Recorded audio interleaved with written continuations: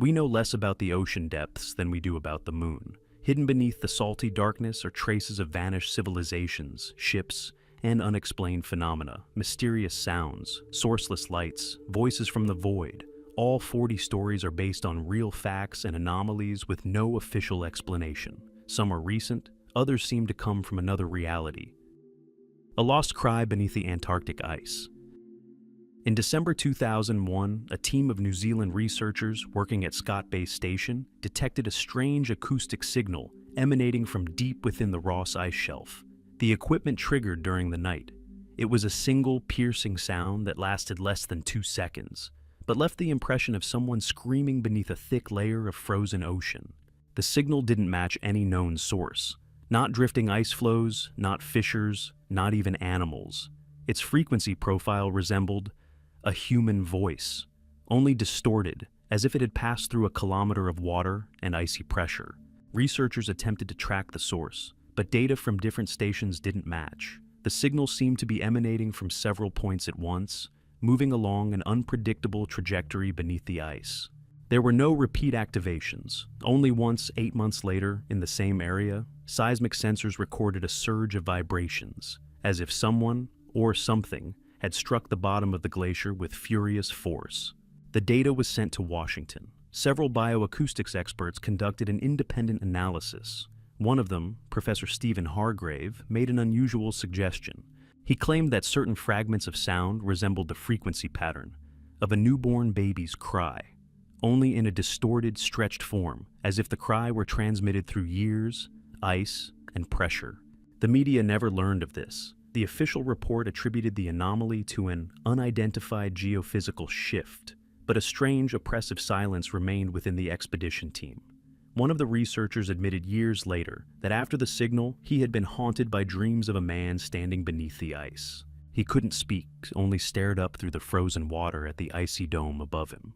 Occasionally, he pounded on the ice from within.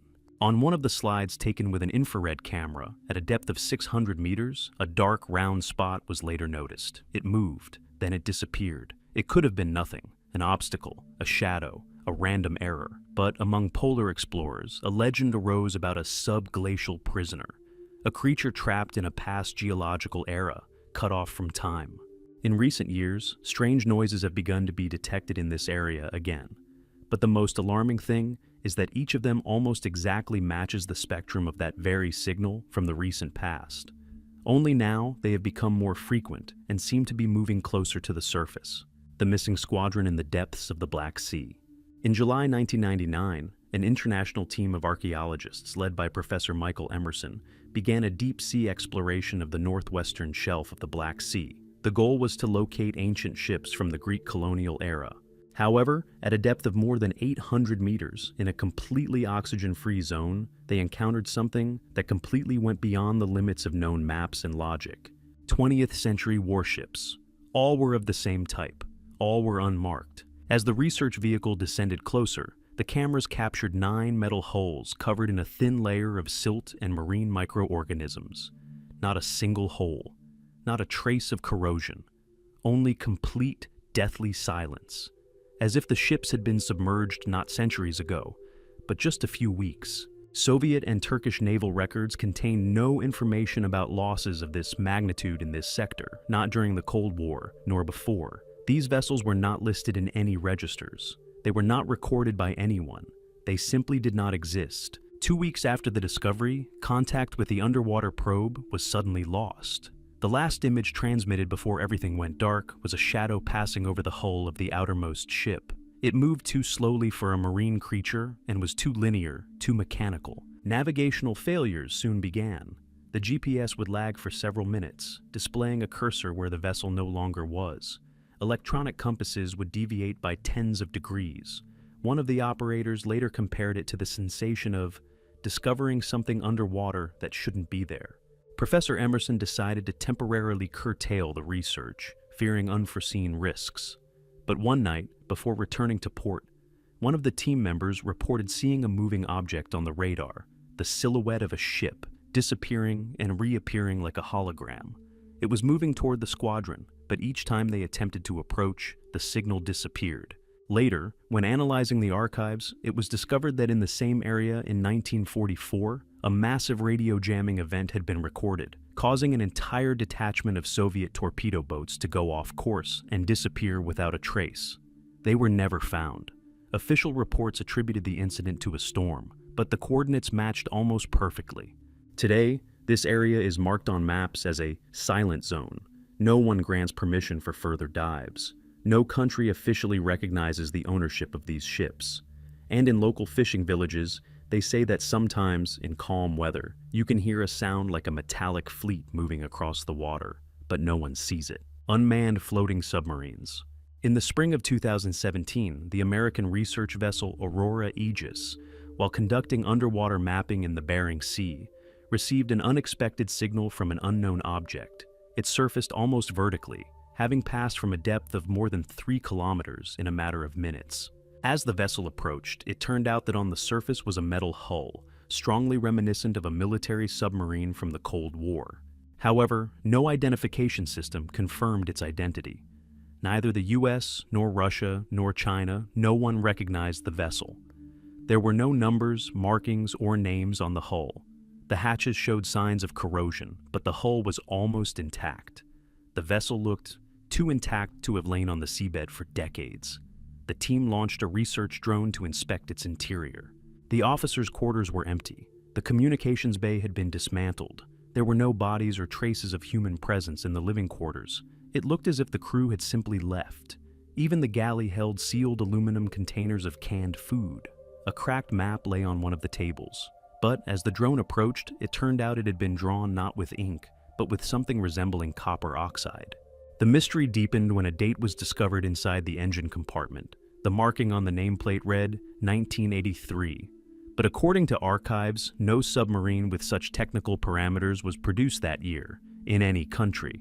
3 days later, the vessel disappeared. It simply sank underwater at night. No sound, no signals, no splashes. The cameras installed on the Aurora Aegis didn't record the moment of its descent, only its absence at 4 a.m. After that, strange things began to happen in the area. Digital clocks began to lag. The seawater showed temperature fluctuations, and GPS signals disappeared within an 8-mile radius. This wasn't an isolated incident. 2 months later, a similar submarine surfaced off the coast of South Korea and disappeared again. In 2020, another one surfaced off the coast of Chile. All the objects had similar designs, the same silence, and a complete absence of human traces. Some theories suggest this is the result of Cold War-era experiments, when submarines could be programmed for long-term autonomous behavior. However, no former military engineer has confirmed the existence of such protocols. Another version is more frightening. In 1983, according to declassified data, contact was lost in the Bering Strait with an experimental Soviet submarine tasked with a mission in a zone of anomalous geomagnetic shift. It was never found. But the signal recorded in 2017 is almost identical to the one transmitted seconds before its disappearance. The question remains, who raises these submarines? Is it silt? And do they rise on their own? Glass balls on the bottom of the Pacific Ocean. In June 2021, a team of oceanographers from the California Institute of Technology conducted deep-sea scanning in the area of the East Pacific Rise, a tectonic zone where the ocean floor rises hundreds of meters above the basin. The goal was to conduct geological measurements and collect mineral samples. But at a depth of approximately 4,000 meters, the cameras recorded something that defied explanation. On a flat level section of the seabed, where there should have been nothing but solidified lava and sedimentary layers, lay dozens of perfect glass spheres, transparent, smooth, and almost uniform in size, about 8 centimeters in diameter. They weren't buried or covered in silt, as if they'd been placed recently, and what's especially strange is that they were arranged in a perfect grid, evenly spaced, as if someone had placed them by hand. Scientists were certain this was impossible. At such depths, the pressure should have instantly crushed the fragile glass, but the spheres remained intact, unharmed. Some were completely transparent, while others had a strange shimmer or bubbles inside that moved despite the absence of currents or vibrations. When the drone attempted to grab one of the spheres with its mechanical arm, the signal suddenly began to falter. The camera jerked, distorting the image. Within seconds, the system shut down completely, and it was only 20 minutes later that it was restarted. This time, the spheres were no longer there. They were all gone. The team decided to repeat the descent, but over the next 3 days, they were unable to find a single trace.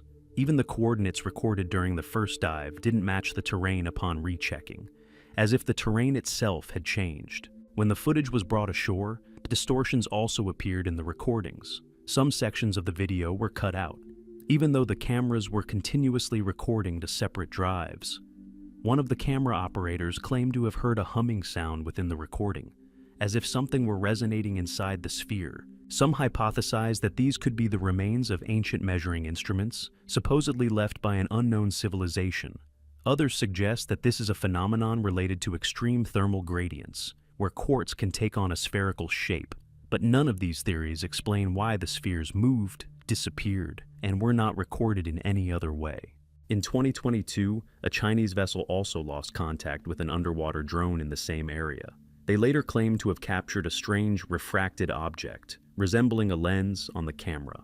The device was permanently disabled. Today, this sector is marked as Zone G on unofficial research maps.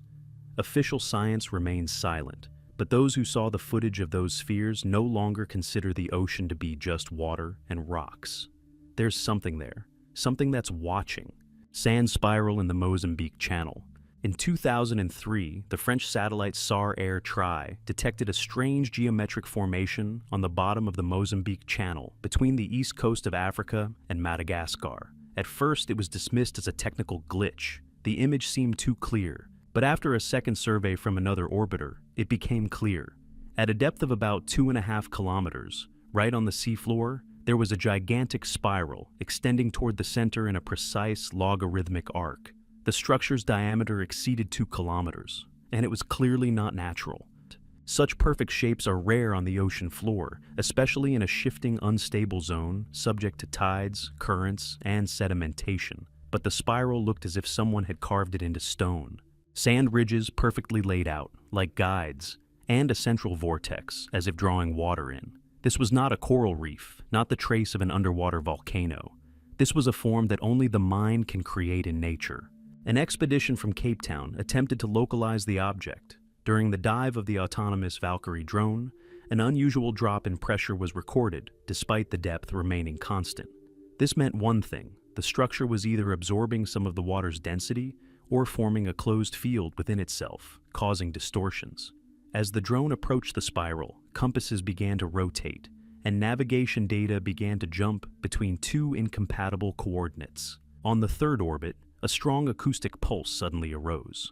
The microphones picked up a short sound, reminiscent of both a mechanical rattle and a low voice, seemingly coming from all directions. Then one of the operators, an elderly technician with 30 years of experience, requested that the mission be aborted. He claimed to have heard a word in the noise, in an unfamiliar language, but with an intonation that still makes his blood run cold. After the drones returned to the surface, the entire cooling system failed, even though the water temperature in the region was no higher than 20 degrees Celsius.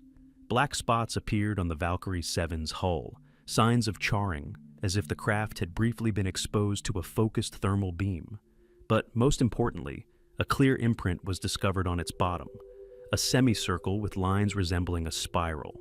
The data was sent to the Institute of Marine Anomalies in Paris.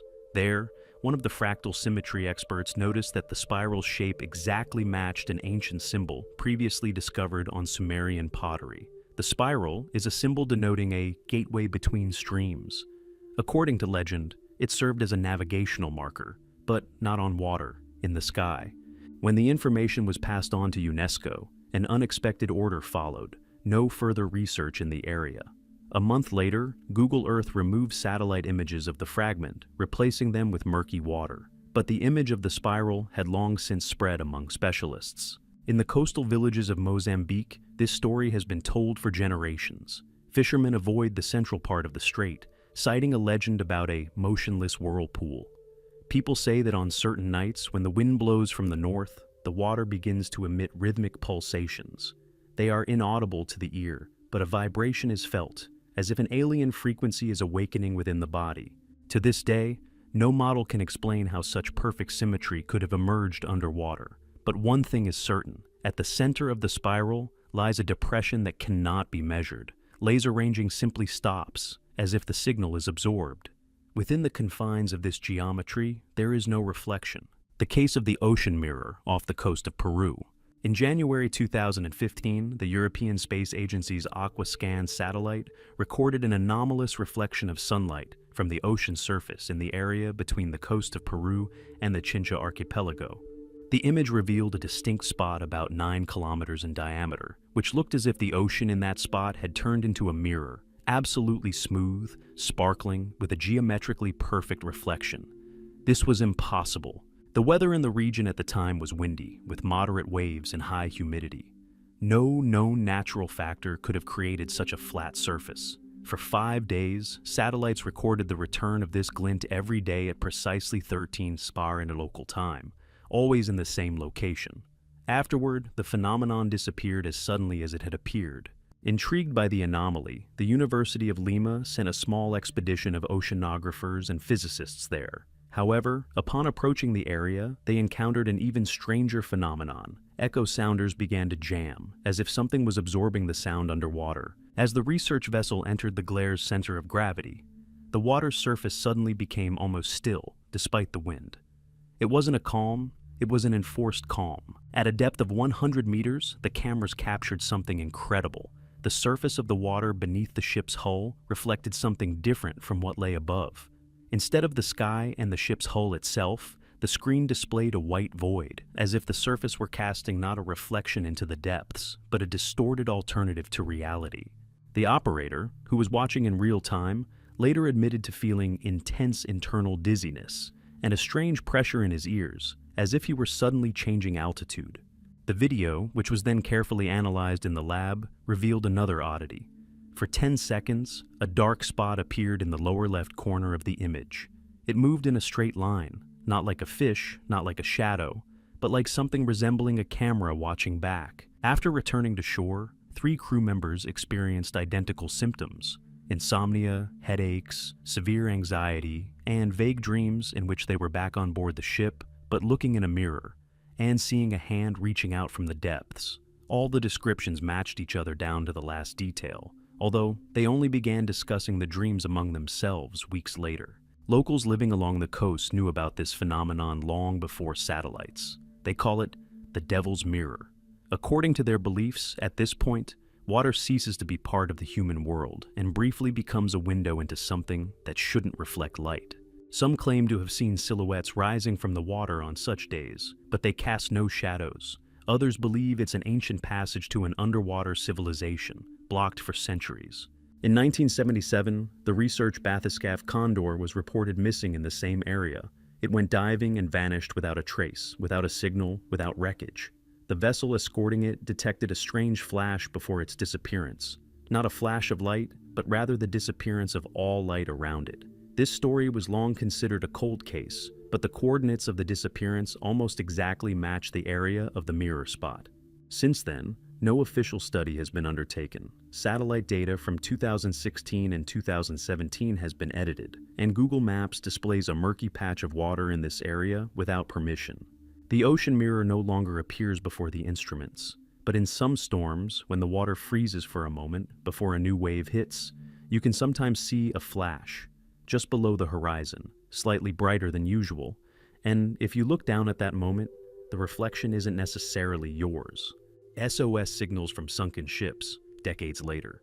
In October 2013, the Royal Navy's Radio Surveillance Service detected a short radio signal on frequency 500 kilohertz, the standard maritime emergency channel, which was officially decommissioned in 1999. The signal came from the Southwest Atlantic, near the Bermuda Triangle. It was an automated SOS message followed by the call sign Morrow Field. The problem is that the Morrow Field was a British cargo steamer sunk by a German mine in 1947. It lies at a depth of almost 3 kilometers, and no one suspected that its equipment could ever be reactivated. The vessel was considered a complete loss. The signal was followed by silence. However, 2 days later, in the same area, the American fishing vessel Salia Mai reported that their radio had accidentally connected to an unauthorized channel, broadcasting a distorted voice, uttering unintelligible words against a background of heavy interference. One of the engineers recorded a fragment. Later, spectral analysis revealed that the voice contained a repeating phrase, "We are still here. It's hard for us to breathe." These incidents were not isolated. Over the next 3 months, similar signals were recorded in various parts of the ocean, from the South Atlantic to the Pacific. They all shared the same frequency, the same Morse code structure, and the call signs of long-lost ships. These ships weren't simply sunk. They vanished without a trace, without wrecks, without bodies. Some experts suggested a hacker attack designed to simulate old emergency signals, but radio experts stated that the code format, the transmission pattern, and even the variations in the rhythm of the dots and dashes were identical to those used on real telegraph keys from the mid-20th century. This was not a digital forgery, it was a mechanical source. In one case, in January 2014, hydroacoustic scientists at the U.S. National Oceanic Research Center attempted to localize the source of one of the signals associated with a ship named Cyclops.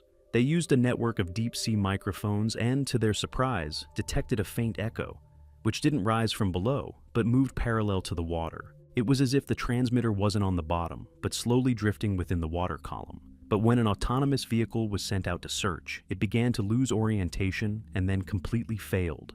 A few weeks later, in the same area, a Norwegian ship reported visual contact. Early in the morning, the crew saw a ship of an old type, covered in rust, which was moving without an apparent power source.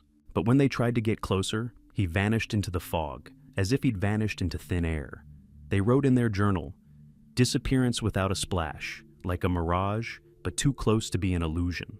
Some oceanographers are now putting forward a bold hypothesis. Under the influence of certain geomagnetic conditions or gravitational anomalies, time loops may exist in the ocean, zones where a signal or even an object can become trapped and resurface decades later. In this case, SOS signals are not fakes. They are a belated cry for help, reaching through the wall of time. Since 2020, such signals have been increasingly rare, but no government has officially commented on these events.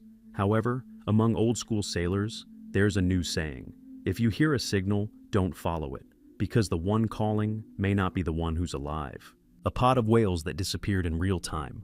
In the spring of 2018, a team of researchers from the University of British Columbia tracked the migration of bowhead whales off the coast of the Aleutian Islands. For 2 weeks, 24 individuals, equipped with satellite trackers, reliably moved along a predetermined route, following the underwater current. Data was received in real time, and the entire pod appeared completely stable. But on May 14th, at 3 in the morning, all the transmitters simultaneously went dark. Not gradually, but instantly, in a single moment. The disappearance occurred at a point previously considered geophysically neutral, about 1.5 kilometers deep, no volcanic formations, stable magnetic fields, moderate water movement. It was an ordinary stretch of ocean, until then. An hour later, one of the beacons activated again. It was sending a strange, distorted signal, as if the coordinates were jumping at intervals of 2 or 3 seconds, pointing to different points within a kilometer radius. The researchers suspected a malfunction, but over the following days, 2 more beacons activated, with the same effect.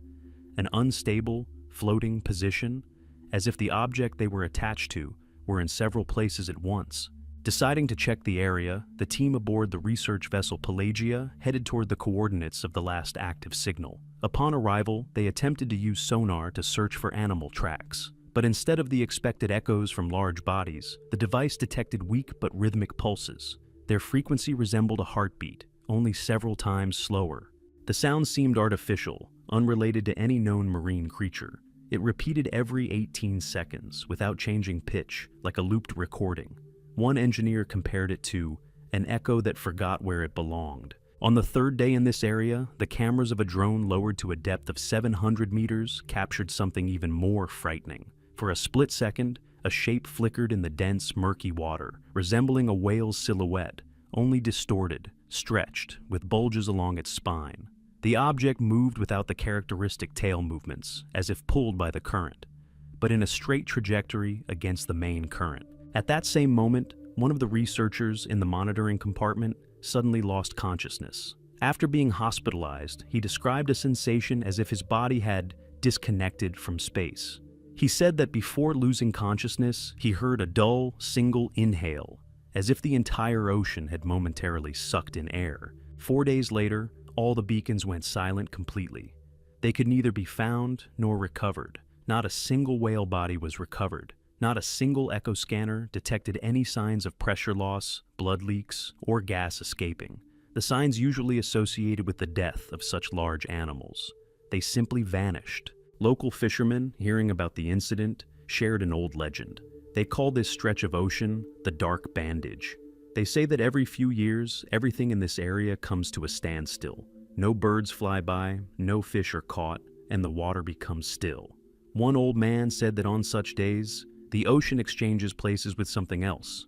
A year later, a similar incident involving a school of mackerel was recorded in the same sector. Thousands of fish simultaneously disappeared from radar. The report called it abnormal migratory dispersion.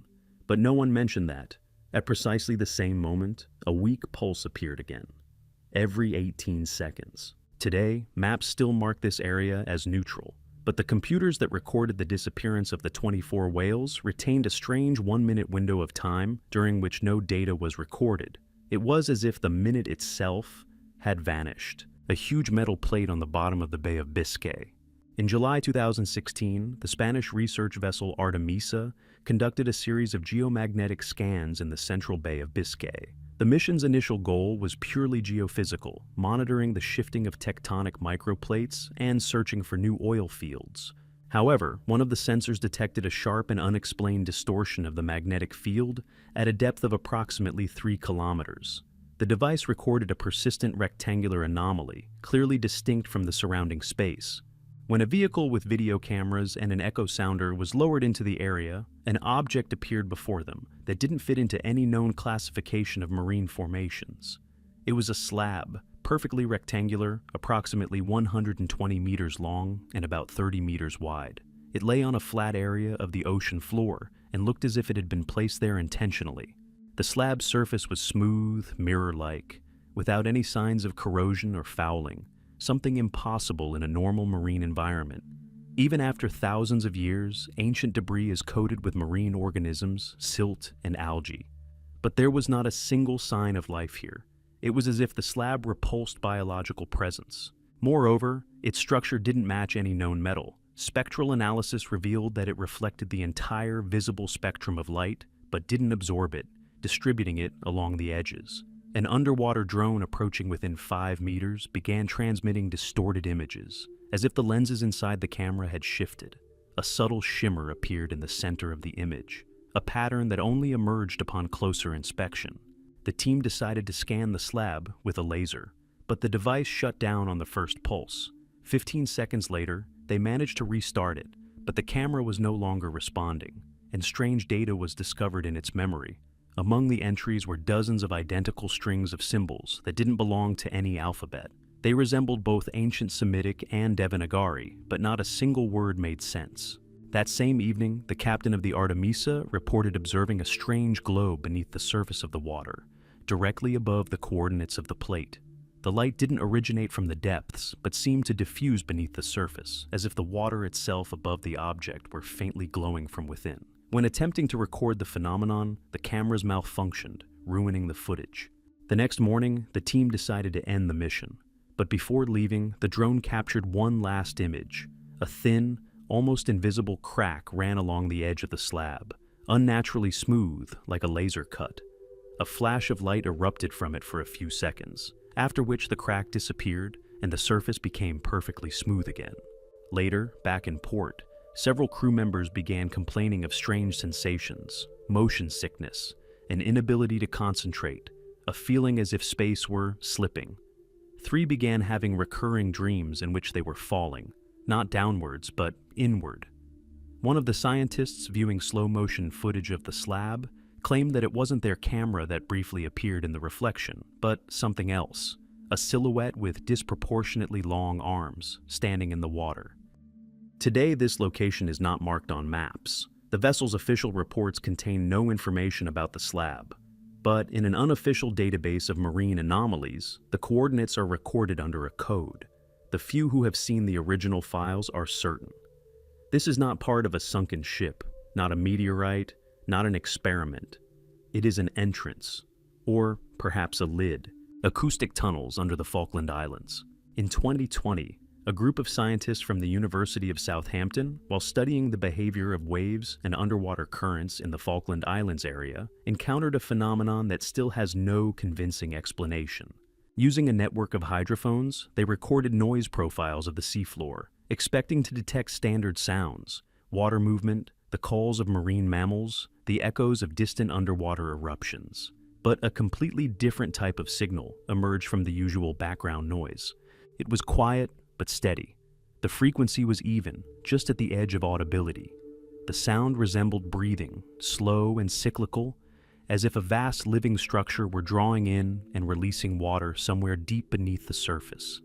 It continued uninterrupted even during storms and earthquakes, as if unaffected by the external environment. Intrigued, the scientists focused their equipment on the point with the strongest resonance and unexpectedly noticed that the sound changed depending on the angle at which the microphone approached it. This meant one thing. It wasn't a pinpoint sound, like that of an animal or a crack, but rather came from some extended structure. Indeed, when constructing an audiographic model, it became clear. Beneath the Falkland Islands, at a depth of approximately 1,300 meters, runs a system of parallel sound channels, long, stable, like tunnels.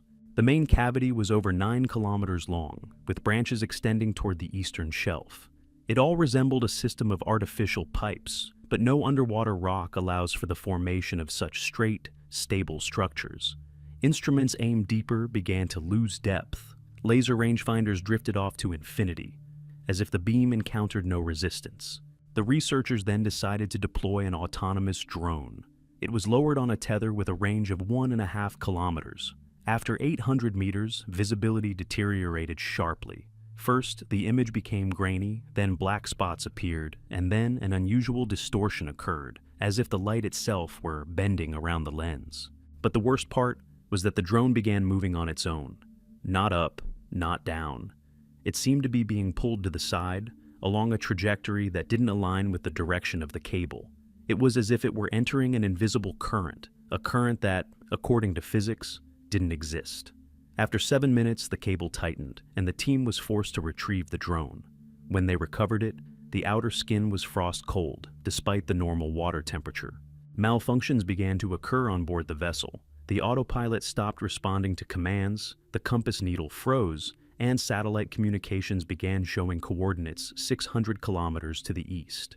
Everything returned to normal only after leaving the tunnel zone. Returning to base, the scientists superimposed the trajectories of these underwater resonances on historical maps. They were astonished to discover that at least 17 ships had vanished almost exactly along the line of the 19th century tunnels, all without a trace. Some were even visually detected by other vessels an hour before their disappearance. They were called swallowed by the fog. According to local fishermen's folklore, these waters contain a sea route without sky. They say that if you turn off the engine, you can hear a crunching, dull sound beneath the keel, as if the ground were shifting underwater. And sometimes, if you listen long enough, the sound begins to mimic your breathing, but with a delay, as if something below is listening back. Today, no one officially speaks about these tunnels. They're called an anomaly, an error, a noise. But researchers who have visited the area are certain that something exists beneath the Falkland Islands that reflects sound inward, not outward. And perhaps someone has been walking through them for a long time. Lights under the ice of Greenland. In February 2021, a group of scientists from the Danish Polar Research Institute conducted satellite monitoring of glacier movement in northeastern Greenland. Among the standard infrared data, they unexpectedly discovered an anomaly beneath a mass of multi-year ice, more than a kilometer thick. A faint but persistent glow appeared. It didn't flicker, didn't change shape, and didn't move. It simply glowed from within. At first, this was attributed to a thermal emission or a defect in the filming, but a repeat observation revealed the same thing. Moreover, the glow appeared at exactly the same time and only during the new moon. This ruled out any influence from the sun or temperature. Then the scientists decided to use a sub-ice probe developed for Arctic missions. It uses targeted vibration pulses to shine through the ice. When the sensors reached the required depth, the probe recorded a sharp temperature jump. just 2 degrees, enough to initiate slow melting under a kilometer of ice. However, the graph showed that the warming was occurring not around the surface, but from within. It was as if the heat source was directly beneath the probe. Then the probe began transmitting audio data. A distinct rhythm appeared in the vibration spectrum. 3 short pulses, a pause, then 1 long one, and then again. The signal was too stable to be random. It continued for the full 18 minutes, then ceased simultaneously with the disappearance of the light. A week later, the expedition delivered drilling equipment by helicopter to collect ice samples. But at a depth of 900 meters, the drill jammed. A thin column of light was visible on the observation screen, rising through the crystals, as if someone or something had been activated by pressure, and then the malfunctions began. The communication devices began working in reverse, transmitting signals not from the surface downwards, but as if receiving data from the bottom up. One of the operators heard a short, moaning sound in his headphones, not mechanical, not animal-like. He described it as a dull, 1,000-year-old voice. The team decided to suspend drilling and retreat, but before departing, they planted a recorder on the ice surface. 3 days later, it recorded what would later lead to the mission's demise. On the night of the new moon, the recorder recorded a repetitive noise emanating from beneath the ice. In the sped-up recording, it was clearly audible as it gradually grew louder and began to form something resembling speech, but not human speech. The repetitions of the sounds were not chaotic, but rather as if someone were reproducing phonetic forms, until the recording suddenly stopped.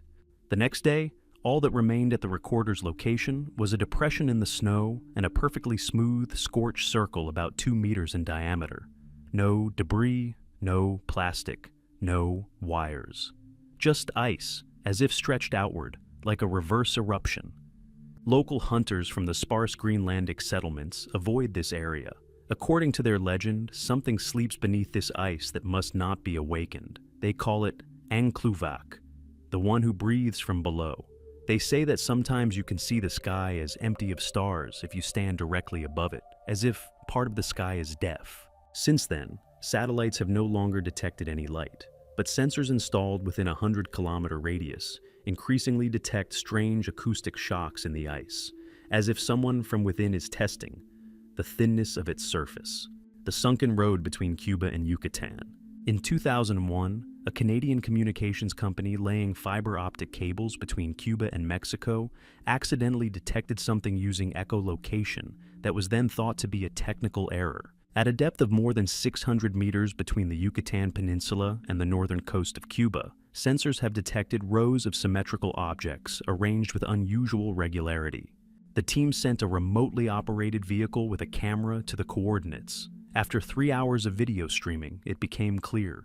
Structures resembling ruins lay on the bottom of the strait. Not chaotic debris, but stone formations laid out in straight lines. One was particularly striking, a road about 40 meters wide, extending inland to the southwest and disappearing beyond visibility. The road had clear curbs, and along its edges were visible rows of rectangular blocks, like the remains of buildings or colonnades. Some stones were covered in engravings, barely visible due to the thickness of silt and algae. But upon closer inspection, patterns emerged reminiscent of symbolism found in both pre-Columbian Mesoamerica and early Sumerian culture, as if someone had blended 2 worlds separated by millennia and oceans. Scientists who learned of the discovery initially assumed it was a natural formation, but the shape of the slabs, the angle of the corners, and the direction of the road ruled out a natural origin. Moreover, the road was located at a depth where land could only have existed more than 10,000 years ago, long before the advent of known civilizations. Later, archaeologists, oceanographers, and even representatives from UNESCO joined the study. But just as global scientific attention began to grow, a diplomatic conflict suddenly ensued. Cuba refused to provide coordinates, citing sovereign rights to the seabed. The research was curtailed. However, private sources claimed that in the 2 years following the discovery, several independent expeditions attempted to reach the site. Some returned with video footage showing massive steps descending at a sharp angle, as if the road descended into an underwater crevice. Others vanished without a trace. One of the captains, speaking anonymously, reported that during the descent to the structures, his crew began experiencing bouts of disorientation. navigation instruments began showing different directions, and compasses began spinning, and cameras set for nighttime recordings recorded a faint phosphorescent glow emanating from cracks between the slabs. Locals on the coast of Cuba have known about this place for ages. The elders call it the Road of Silence. They believe it leads to a sunken city abandoned by those who came from the sky. Not literally, but from above, from a time before time. In 2003, one of the engineers, after leaving the company, published an open letter claiming that one of the drone's recorded files showed a figure standing at the edge of a road, on the edge of a crevasse. It was indistinct, blurry, but didn't resemble an animal. It was vertical, with a disproportionately long neck and arms hanging below the waist. After publication, the video disappeared from the internet. The account was deleted. The engineer's name disappeared from records. Today, the road between Cuba and Yucatan officially doesn't exist. Not on any map, not in any report. But high-resolution satellite images taken before 2004 continue to surface in classified archives. They reveal a nearly perfect line. It begins in the void and extends into the depths. There's only one question. If it was a road, who traveled it, and where? Dead zones where bodies do not rot. In 2012, Japanese researchers from the Oceanographic Agency discovered a strange pattern while surveying shipwrecks off the coast of Osaka. Among numerous wrecks at a depth of approximately 900 meters, they stumbled upon an old wooden boat, presumably from World War II. Inside was a human body, and it hadn't decomposed. Under normal conditions, marine life breaks down organic matter in a matter of weeks. This is especially true in warm, oxygen-rich waters. But here, the body, its shape, its tissues, its skin structure, was almost perfectly preserved. It hadn't mummified, hadn't turned into a skeleton, hadn't become covered in algae. It simply froze. Initially, this was written off as a coincidence, but in subsequent years, similar discoveries were recorded in at least 8 regions, from the Atlantic to the Indian Ocean. They had one thing in common. They were all located within narrow areas, no more than 200 meters wide, which oceanographers later dubbed dead zones. The term's meaning was ironic. In these zones, not only was there no decomposition, there was no life at all. No microorganisms, no bacteria, no plankton. The water was clean, clear, and completely sterile. And most importantly, it was completely devoid of oxygen. Theoretically, such zones are possible under rare and extreme conditions, but their existence in stable waters and at such depths is inexplicable. No thermal activity, volcanic emissions, or tectonic faults have been detected within the zones. They simply exist, like pockets of absolute silence amidst a living sea. In 2016, such a zone was discovered off the coast of Namibia, containing 3 bodies. They appeared to belong to fishermen who had disappeared 2 years earlier. Their boat sank during a storm, and they had not been heard from since. But their remains were virtually unchanged. Their eyes, skin, even the fabric of their clothing appeared as if time had stood still. They were brought to the surface for examination. Immediately after their recovery, the bodies began to rapidly deteriorate, as if the environment suddenly remembered what was about to happen. Within 48 hours, the tissue had turned into a mushy mass, and all the internal organs had disintegrated simultaneously. Scientists working with water samples from these zones noted something odd. Despite the lack of oxygen, a faint vibration was detected. It wasn't detected by echo sounders, but it did cause a subtle tremor in the instruments. When recorded with microphones, a dull, pulsating noise, reminiscent of distant breathing, was heard in the water. Some researchers are convinced that these aren't dead zones, but rather capsules of sorts, spaces in which something is stored. It doesn't deteriorate. It doesn't disappear. It's as if the ocean takes something and places it in a vacuum, like an exhibit or like a hostage. In 2018, an international expedition attempted to delineate the boundaries of one such zone in the Caribbean Sea. Upon crossing the designated line, 2 drones began experiencing malfunctions. Their navigation systems froze, the temperature dropped sharply, and their cameras began producing negatively exposed images, as if they were capturing not light, but the absence of it. After 4 minutes, both devices ceased transmitting. A day later, one of them surfaced, undamaged but with its memory completely erased. The video files were replaced by noise, a uniform gray field, no image, no sound.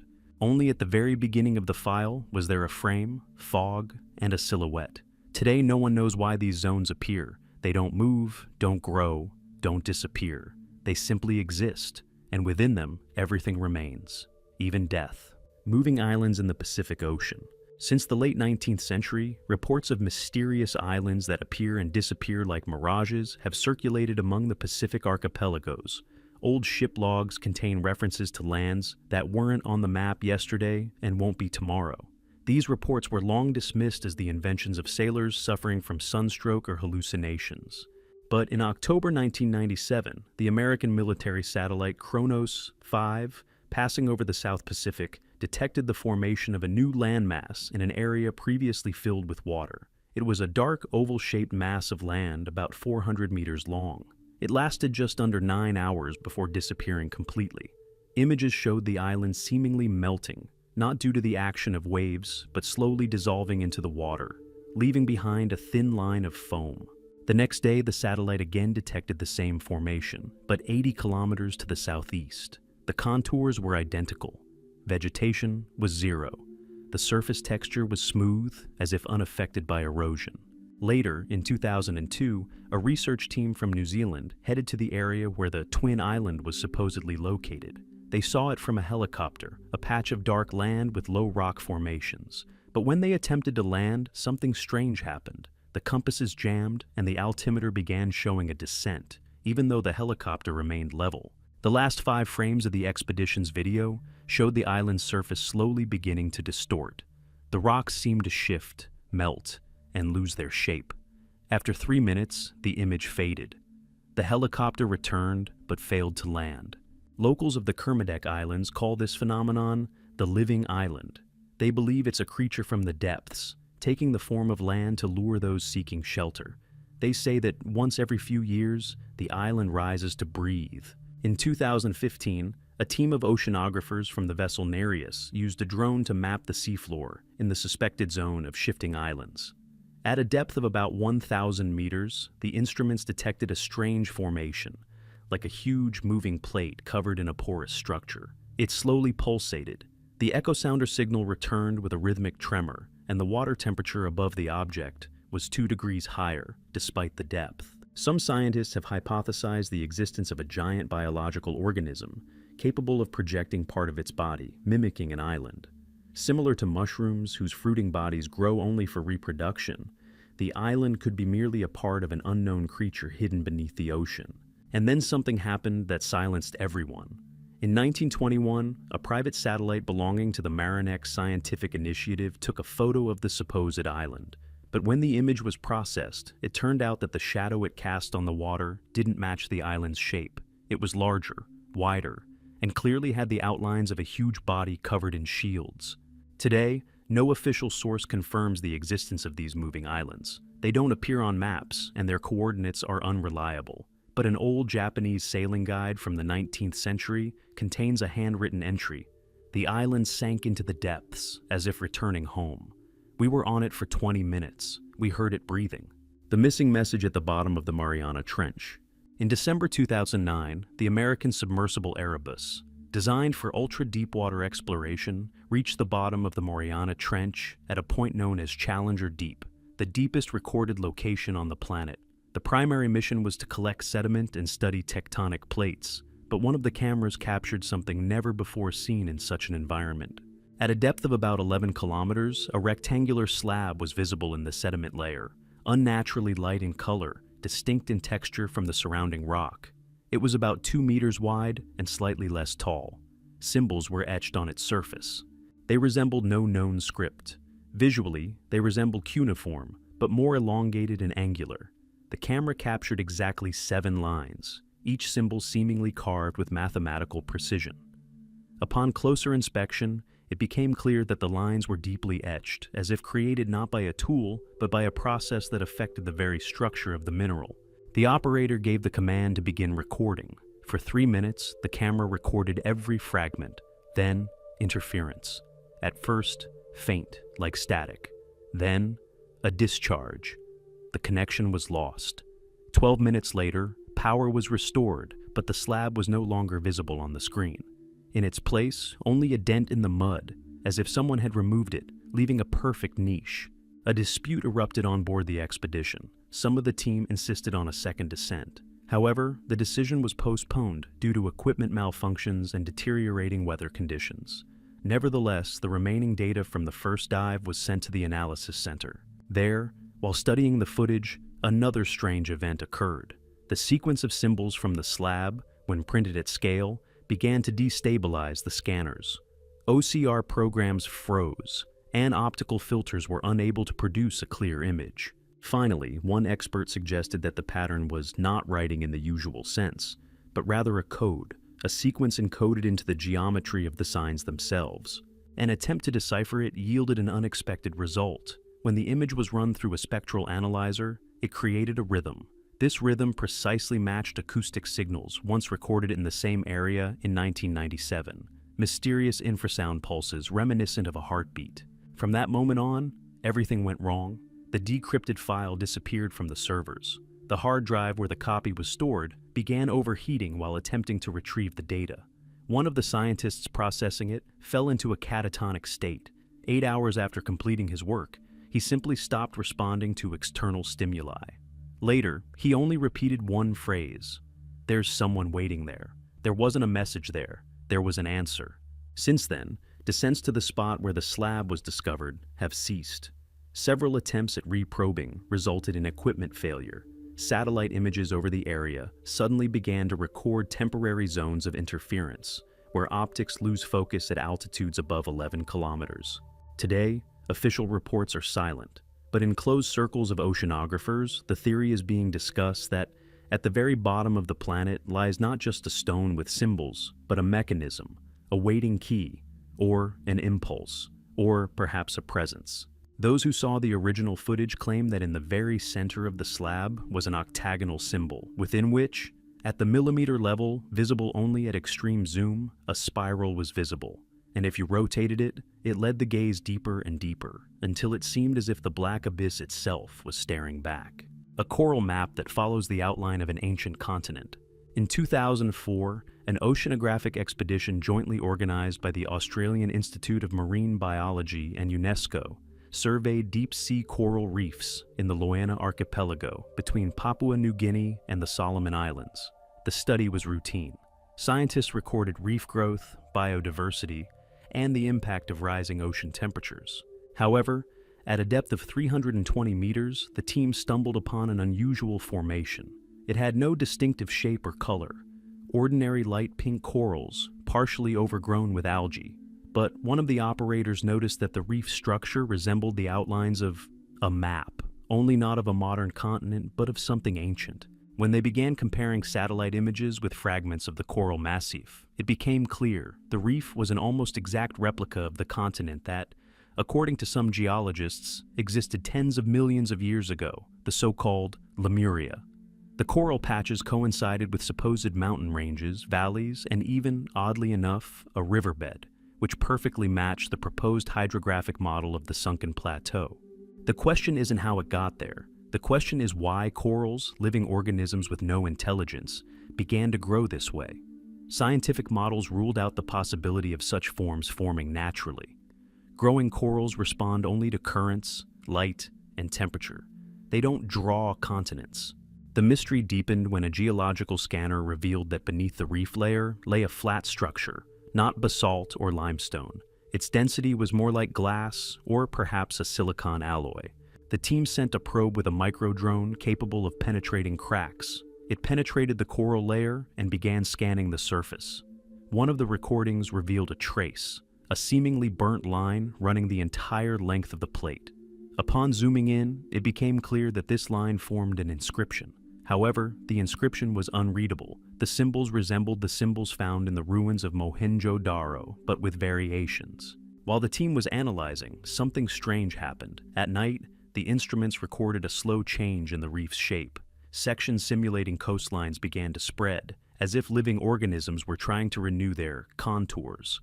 However, the corals weren't destroyed. In fact, their growth accelerated exponentially. After 3 days, part of the drawing shifted, forming new contours.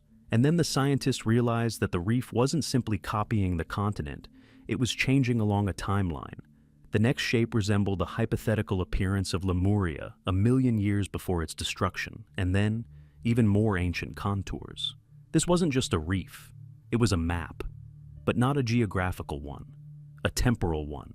And if this sequence is to be believed, during the fifth stage, presumably corresponding to the rise of civilization, strange symmetrical structures appeared on the reef, micro uplifts forming networks, like cities, thin ridges connecting nodes, like roads, and at the very center, a rounded coral mound where echolocation detected a cavity. The team decided to suspend their exploration, but before evacuation, one of the divers, breaking protocol, attempted to explore the cavity. He disappeared for 22 minutes. When he surfaced, he was silent, and he never spoke again. A thin, perfectly round mark, like a burn, was discovered on his neck, but there was no damage to the skin. Today, the Loyal area is closed to research due to reef instability. But in the last satellite images taken before the ban, the shape of the corals had changed again. Now, they resembled not a continent, but something else entirely. A shape resembling a fingerprint, as if someone had once placed a hand on the seafloor, and the corals were still trying to replicate it. An unidentified object off the coast of Seattle that rises once every 6 years. Since the late 1980s, anomalous underwater pressure surges, and the emergence of an unidentified object have been regularly recorded off the coast of Seattle in the Puget Sound region. Initially, these were thought to be measurement errors or the result of underwater earthquakes. But since 1995, the coincidences have become too precise to be coincidental. Every 6 years, with intervals of no more than 3 days, devices monitoring deep-sea fluctuations record a sharp rise in pressure, accompanied by a release of heat, at a depth of about 1,100 meters. A few minutes later, something large rises to the surface. Too large to be an animal, but too perfectly shaped to be a piece of rock. The object was first spotted by the research vessel Marion in January 1995. That evening, around 8 o'clock, radar detected a large mass rising to a distance of 100 meters from the surface. The operator described it as a pulsating spherical body about 20 meters in diameter, covered in something like a metallic crust. The object then sank back to the bottom.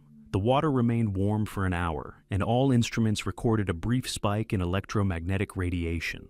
In 2001, 2007, 2013, and 2019, the bursts recurred. Each time, they occurred on roughly the same day, when the Earth was passing through aphelion, the point of its farthest distance from the Sun. This gave rise to theories about gravitational resonance, but the object's behavior didn't fit into geophysical theory. In 2013, the Washington Oceanographic Center joined the research. They used the Poseidon unmanned probe with high-definition cameras. During its descent, the probe reached a depth of 1,800 meters, and that's when contact was detected. A black spherical formation appeared on the screen, clinging tightly to the seafloor. Its surface wasn't smooth. It featured repeating structures, like carved channels, forming concentric patterns. The center of the object pulsated, as if processes were occurring within it. But the most peculiar thing wasn't the center of the object. It was the water around it. It was motionless. Not a single bubble, not a current. Even the equipment had stopped vibrating. As the probe attempted to approach, the cameras malfunctioned. The image disintegrated into white noise, and a second later, an infrasonic boom erupted. The crew heard it through the water, like a rumble reverberating through the ship's hull. The probe had to be urgently recovered. From then on, the object became known as the Sleeping M. A few years later, the attempt was repeated, but a day before the expected recovery date, all equipment suddenly shut down. Satellite phones were silent. The water in the Bay Area remained dark, as if murky, for an hour, although there were no storms or tides. That night, residents of the coastal town of Des Moines saw a glow over the bay, a vertical column of light extending from the water into the clouds, sourceless, shapeless, as if the air itself had ignited from within.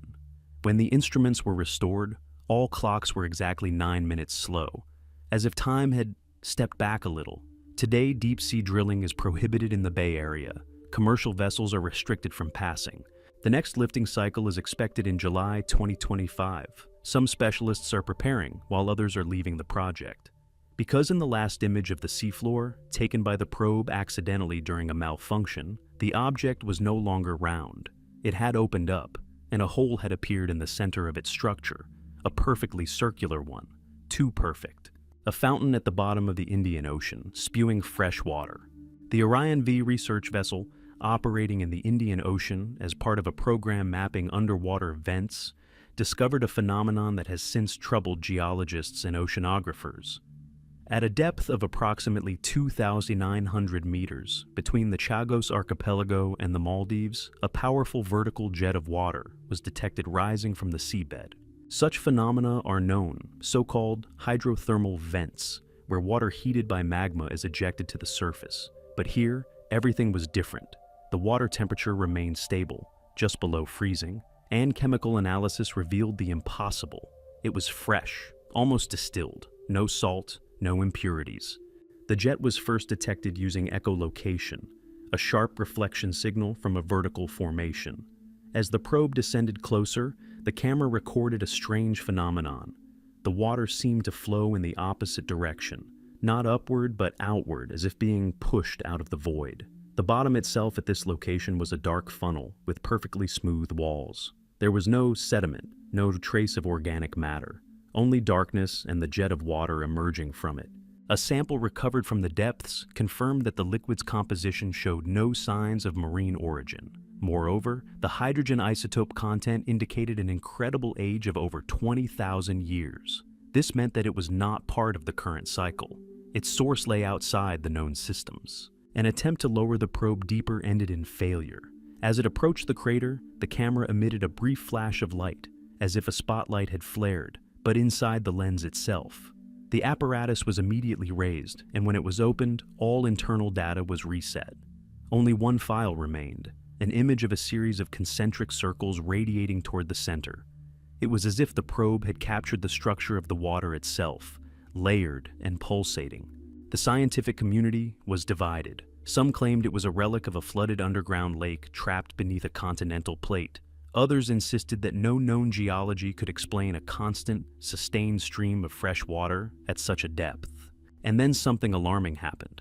A year later, satellite images began recording a sharp change in the color of the water within a 3-kilometer radius of the source.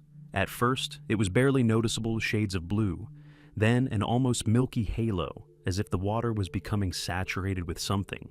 The team returning to Orion V discovered that the freshwater jet had grown. It was now rising higher, the pressure had increased, and, most importantly, a faint acoustic background had begun. Hydrophones picked up a barely discernible rhythm. 4 short pulses, a pause, then one long one, and then again.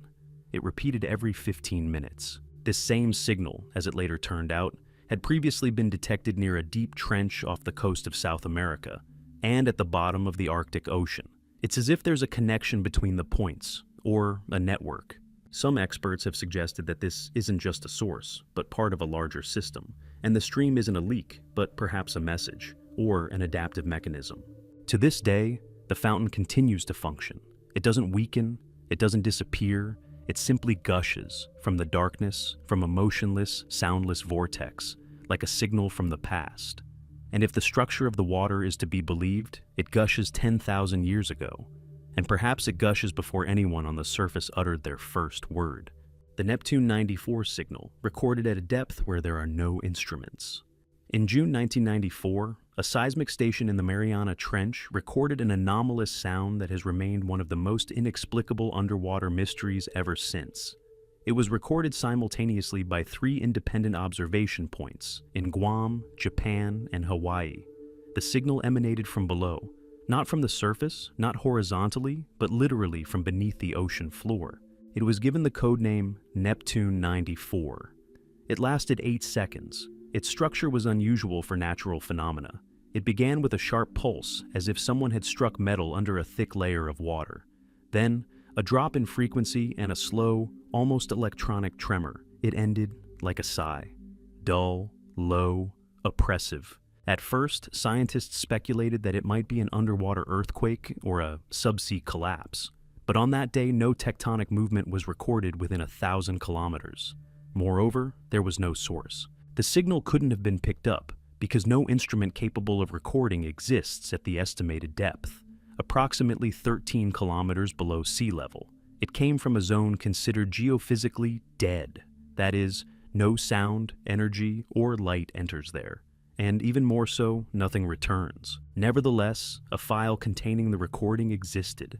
Its spectral analysis revealed something astonishing. The frequency modulation of the signal matched the shape of the human brain's echo profile during deep sleep, especially during disturbing dreams. Soon after its detection, the signal began repeating. First, after 40 days, then after 35, then after 21. It became shorter, louder, and gradually began to shift northwest toward the Coral Islands. Oceanographers involved in the investigation discovered another oddity.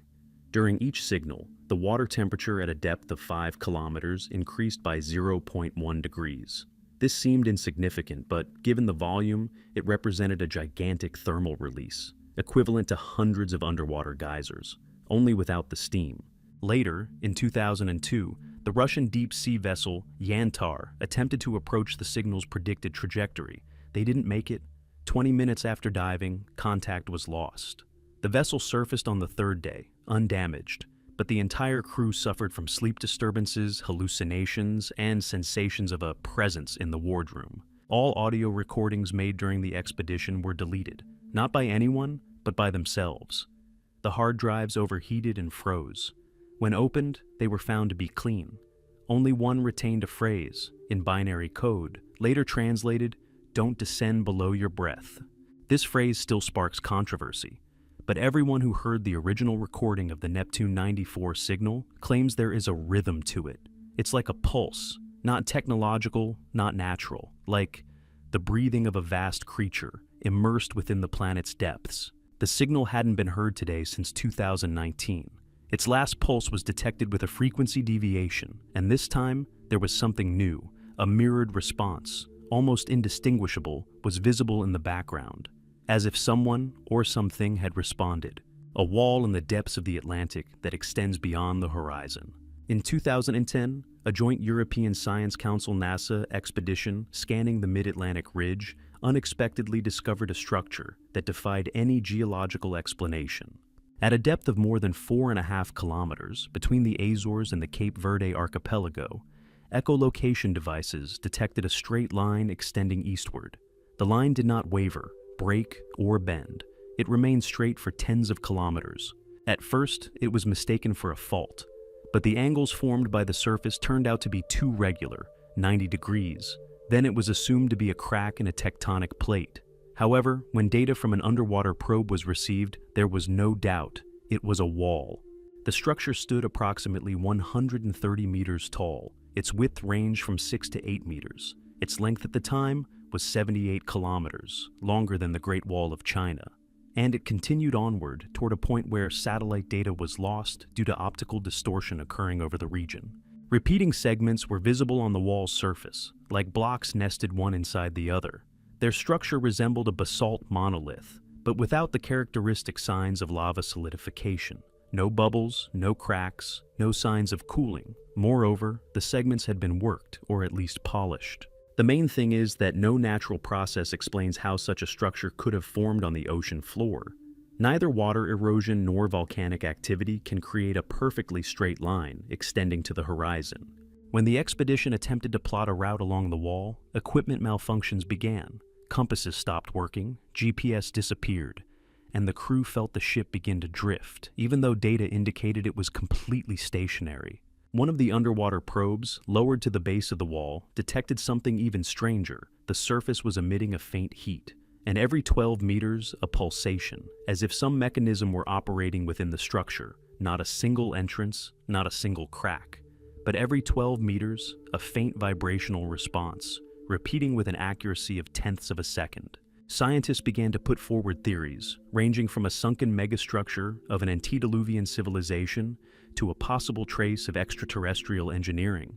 One of the researchers, Professor Gilles Molière, suggested that the wall is not a boundary, but an anchor, something fixing or holding in place an unknown space beneath the ocean floor. Further exploration was interrupted, officially due to equipment failure, unofficially because one day during the survey, the probe's camera recorded an object moving along the wall. It left no trace. Its shape was indistinct, but as it passed over a segment of the wall, The vibration disappeared for a moment.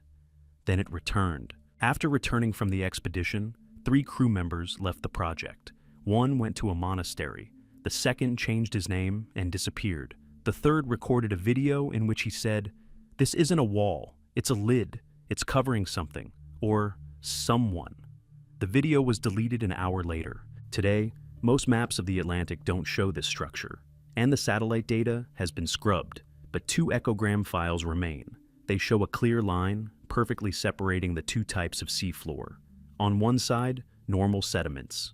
On the other, a seemingly scorched surface. Empty, quiet, too quiet, and it continues, hundreds of kilometers, where even satellites can't track. A ship without a name.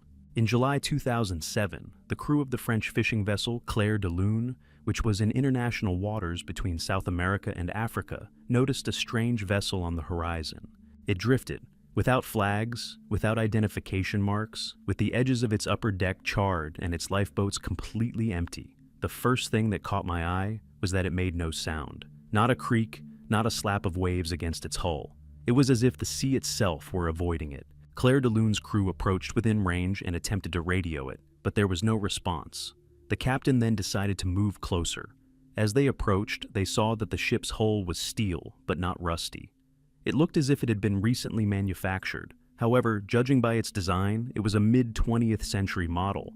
There wasn't a single person on board. No trace of the crew, no bodies, no personal belongings. Everything was in its place, but sterile. The rooms were empty. The cabins were spotlessly clean, as if someone had carefully removed every trace of their presence. The tables were empty, the holds were empty. The strangest thing was that there were no numbers, engravings, or nameplates. Even the propeller was smooth, without any factory markings. They attempted to tow the vessel by tying it to the Claire de Lune. Everything went smoothly until both vessels began to move. 3 minutes later, the cable suddenly tightened, as if something was holding the vessel from the other side. The French vessel's engines began to overheat, and the compasses went off scale. The captain decided to stop the tow. When they unhooked, the unknown vessel was motionless again. It didn't roll or sway, as if it were standing on solid support underwater. The Portuguese Coast Guard, called to the scene, tried again 2 days later. Their ship, the Infanta Maria, deployed 2 drones with magnetic grippers, but as soon as the drones touched the hull, their signal disappeared. 10 minutes later, one of them surfaced. All its electronics had been burned out. The footage transmitted before the shutdown revealed only one thing. A barely discernible symbol had appeared on the ship's hull, previously unnoticed. Not a letter, not a number, something resembling a geometric circle divided into 6 sectors. This gave rise to rumors. Some claimed the vessel was an experimental Cold War-era ship, abandoned in the ocean with some undisclosed purpose. Others said it was a duplicate of the British ship Beatrice, which disappeared in 1971 while transiting the Bay of Biscay. It was never found. A week later, the ship was spotted again, this time 600 kilometers further north, in a different part of the ocean. No storms or currents capable of carrying it away were detected. This time, it was spotted by satellite. By the time an expedition was dispatched, the ship was gone. Since then, 7 more sightings have been recorded, each time in a different location, each time without a signal, without movement, each time without signs of life. The most alarming event occurred in 2022. The American submarine Echo Station, located near Bermuda, suddenly detected a shadow above itself. The images showed the hull of a ship, the same one recorded in 2007. It drifted above the station for 20 minutes. Then it disappeared. The unnamed vessel doesn't exist in the database. It's not recognized by any country. But one artifact remained aboard the Claire de Lune. The captain took something seemingly innocuous from the ship, a compass. It was black, with a brass rim. And since then, wherever they go, the needle always points east, even if they're heading due north, and the captain never sleeps. Because every time he does, he dreams of the same thing.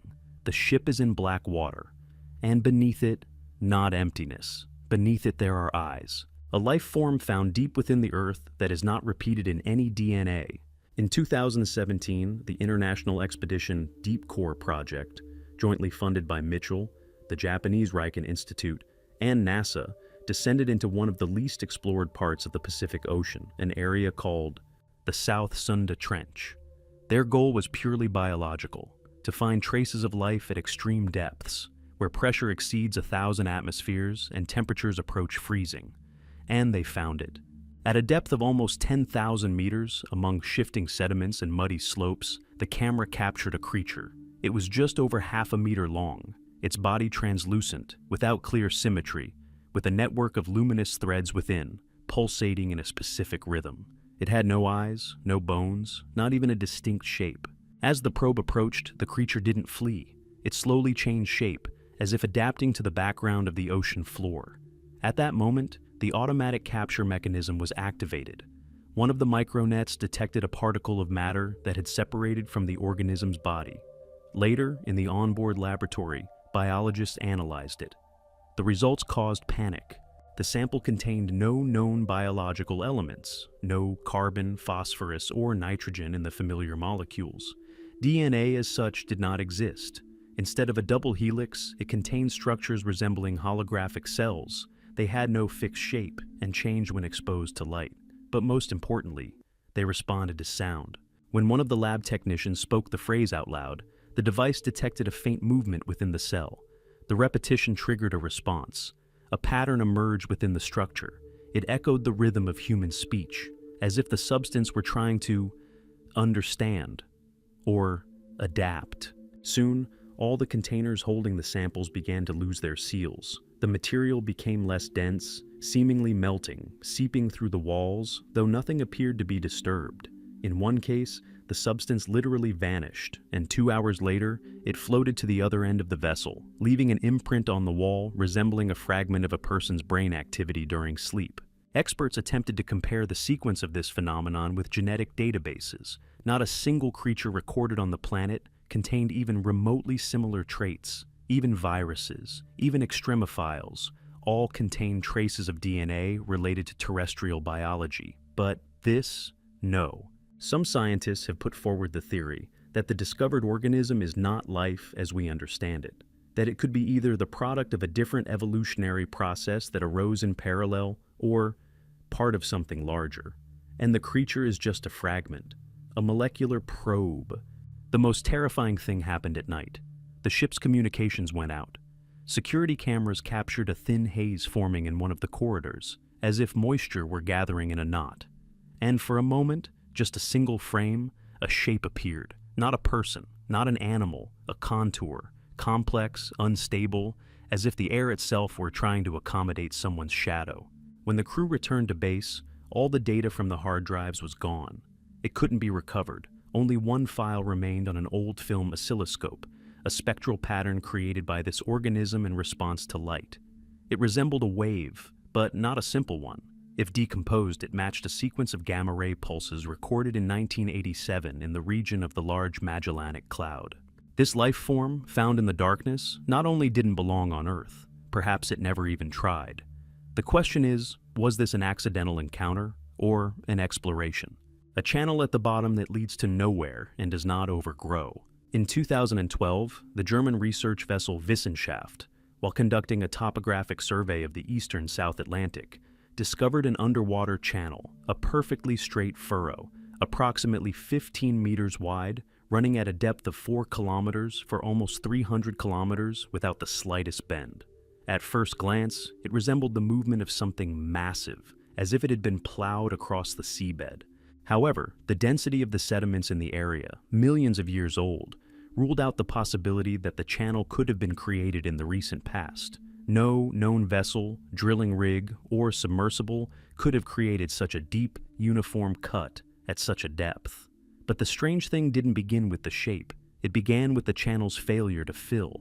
All underwater formations are eventually covered with silt, sand, and biomass. Here, it's the opposite.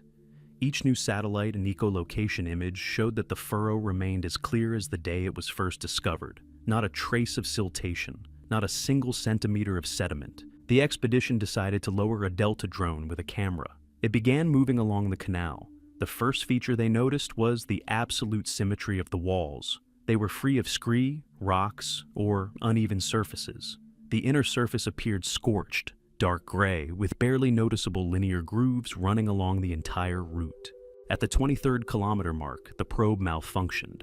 The image on the screen began to flicker, and the drone itself abruptly dropped a meter, as if it had lost its bearings. The operator, fearing damage, ordered the drone to rise, but the signal disappeared.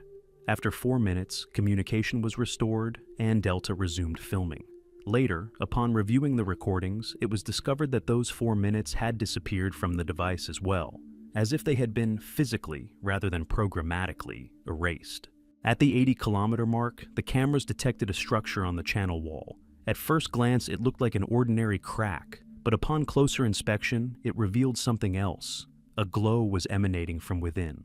A faint, greenish glow, like that of deep-sea organisms, but uniform and constant.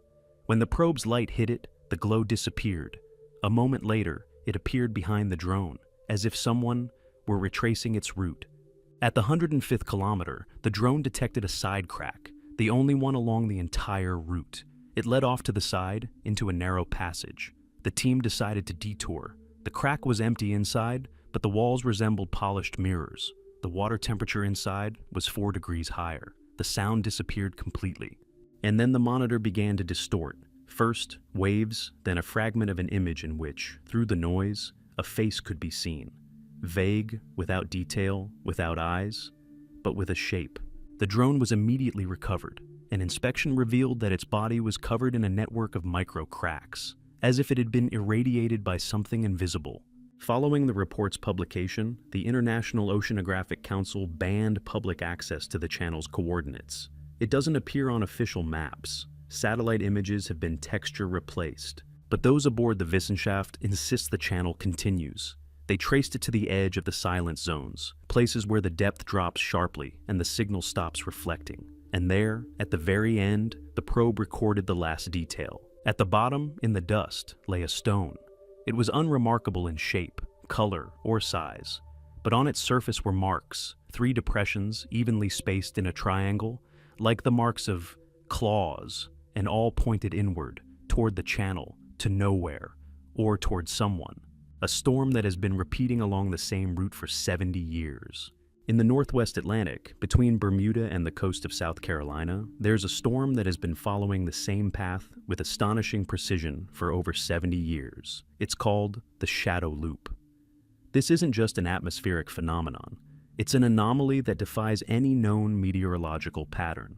It was first recorded in 1952, when the U.S. Navy weather ship SS Renshaw encountered an unexpected storm, unpredicted by any barometer. The storm literally appeared out of the blue. Winds increased to 160 kilometers per hour in 4 minutes, and the pressure dropped to that of a Category 4 hurricane. But the strangest thing was that the storm vanished as suddenly as it had appeared, leaving behind a perfectly defined trajectory, approximately 230 kilometers long, repeating an elongated oval. Since then, every year, regardless of weather conditions, climate, season, or ocean temperature, a storm passes along this same line, always at night, always without warning, and always of the same strength. Meteorologists tried to track its origin, but satellite images didn't detect any cloud formations. No radar could detect a storm until it was already within 10 kilometers. Since the 1960s, the storm's path has been recorded in databases under the code Pattern Echo 7A. Every year, all ships in the area receive a warning not to enter the zone from March 3 to 5, but despite the warnings, several ships entered the loop and never emerged. Glen Aurora disappeared in 1984. The last signal from it was received at 10:06 p.m. Calm water, moonlight. 3 minutes later, the signal was cut off. When the rescue team arrived at the coordinates, there was nothing on the surface. No debris, no oil slicks, no signals from the distress buoys. Only one crew member was found a week later, in a lifeboat 200 kilometers away, with empty eyes and repeating the same phrase. He's spinning inside so as not to let go. In 1999, NOAA attempted to install an automatic weather station at the center of the route. It operated for 24 hours and then disappeared. Recordings showed an increase in the electromagnetic field just before it disappeared, followed by a complete loss of signal. But everything changed in 2015 when one of the researchers, Dr. Lewis Carson of the University of Georgia, compared the storm's trajectory with maps of sunken ships. It turned out that all the points along its route passed through sectors where more than 30 shipwrecks had been recorded since the late 18th century, long before the first weather measurements were taken. The oldest map, dating from 1783, shows an area designated by the ancient German word der Umkehr, meaning return, turn, or loop. One captain's notes mention a windless whirlwind that drives the waves back. The storm is now predicted with minute precision. It moves along an invisible track, never deviating or changing direction. Each time, a brief increase in water temperature is recorded at its epicenter, and a sound resonance in the atmosphere at a frequency similar to brain activity during sleep. Some experts hypothesize that this isn't an atmospheric phenomenon, but a glitch in reality, a looping fragment of time, that the storm is a memory or a projection, a remnant of something that once happened and now can't end. Every year he returns, every year along the same route, without reason, without beginning, without end. And perhaps he's not just passing through the ocean, perhaps he's searching for someone, or waiting for someone to come inside, a signal from the depths that repeats the beating of a human heart. In January 2021, the Pelagos Deep Array, a research underwater station located in the North Pacific Ocean, began recording low-frequency vibrations coming from a depth of more than 6 kilometers. At first, they were dismissed as random noise, the product of geological processes or the echo of distant seismic tremors. But 3 days later, one of the operators noticed a pattern. The signal wasn't just repeating, it was beating with a distinct rhythm. Every 0.83 seconds, a soft, rounded pulse was recorded. It wasn't sharp or mechanical. On the contrary, its spectrum and structure resembled the sound of a heartbeat, only slower, like that of a sleeping person, or someone in a state of deep rest. When the spectrogram of the signal was superimposed on a real human heartbeat, the coincidence was startling. The waveforms were identical. Moreover, the rhythm accelerated slightly in the morning and slowed at night, as if it were adjusting to the solar cycle. The strangest thing was, it didn't come from a single location. It was registered from 3 different directions at once, as if the sound were emanating from something very large, with a radius of tens of kilometers, or transmitted through a network. The team decided to launch a probe with powerful microphones closer to the suspected source. At a depth of 5,400 meters, they detected a resonance. The water began vibrating in time with the sound. But visually, it was empty.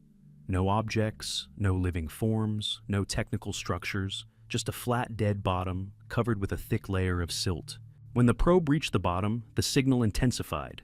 It wasn't just louder. It acquired a second frequency as if breathing had been added to the pulse. The noise was very low, barely audible, but rhythmic. Inhalation, exhalation. After this, several crew members began having trouble sleeping. Everyone near the control center began experiencing the same sensations. A tightness in the chest, a nagging feeling of someone's gaze, a pulsing in the ears, exactly matching the rhythm of the signal. Psychologists brought in to assess the crew's condition hypothesized that this was a massive psychological effect of infrasound. But even so, the source of these waves must have been of incredible size. 2 weeks into the observations, a glitch occurred. All data disappeared. All microphone recordings were replaced by empty, flat noise. But one file remained on an external drive kept by one of the specialists. He loaded it into the simulator and heard it. First, a pulse, then a slight shift in frequency, and then a voice. Fuzzy, distant, as if spoken underwater. Experts tried to decipher it, but every filter yielded different results. One translation sounded like, "You heard us." Another, "We've been waiting."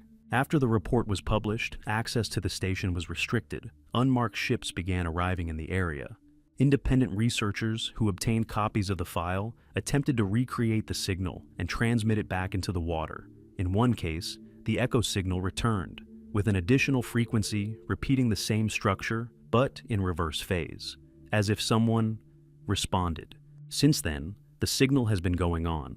It doesn't get stronger, it doesn't disappear, it just beats every day, every night, without a break.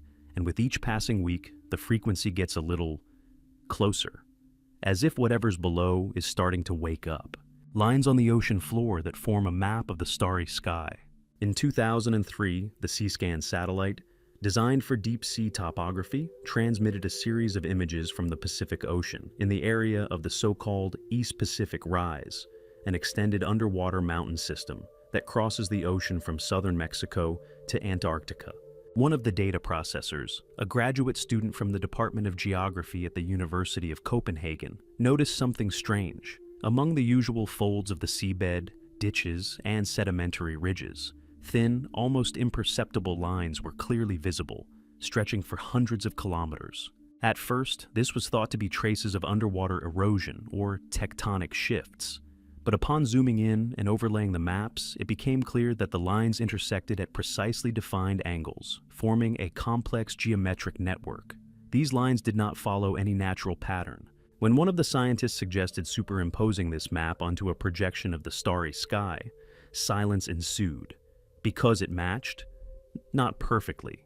But with 92% accuracy, the lines matched the locations of the main stars of the Northern Hemisphere, from Vega to Arcturus, from Polaris to Aldebaran. And most importantly, the orientation of this diagram matched the positions of the stars in the sky 26,000 years ago. This was shocking. No known civilization could have created such a map, especially on the ocean floor, thousands of kilometers from the nearest shore, and even less so during a period when most of this territory was still above sea level. Comparative analysis revealed that the lines are not etched or burned.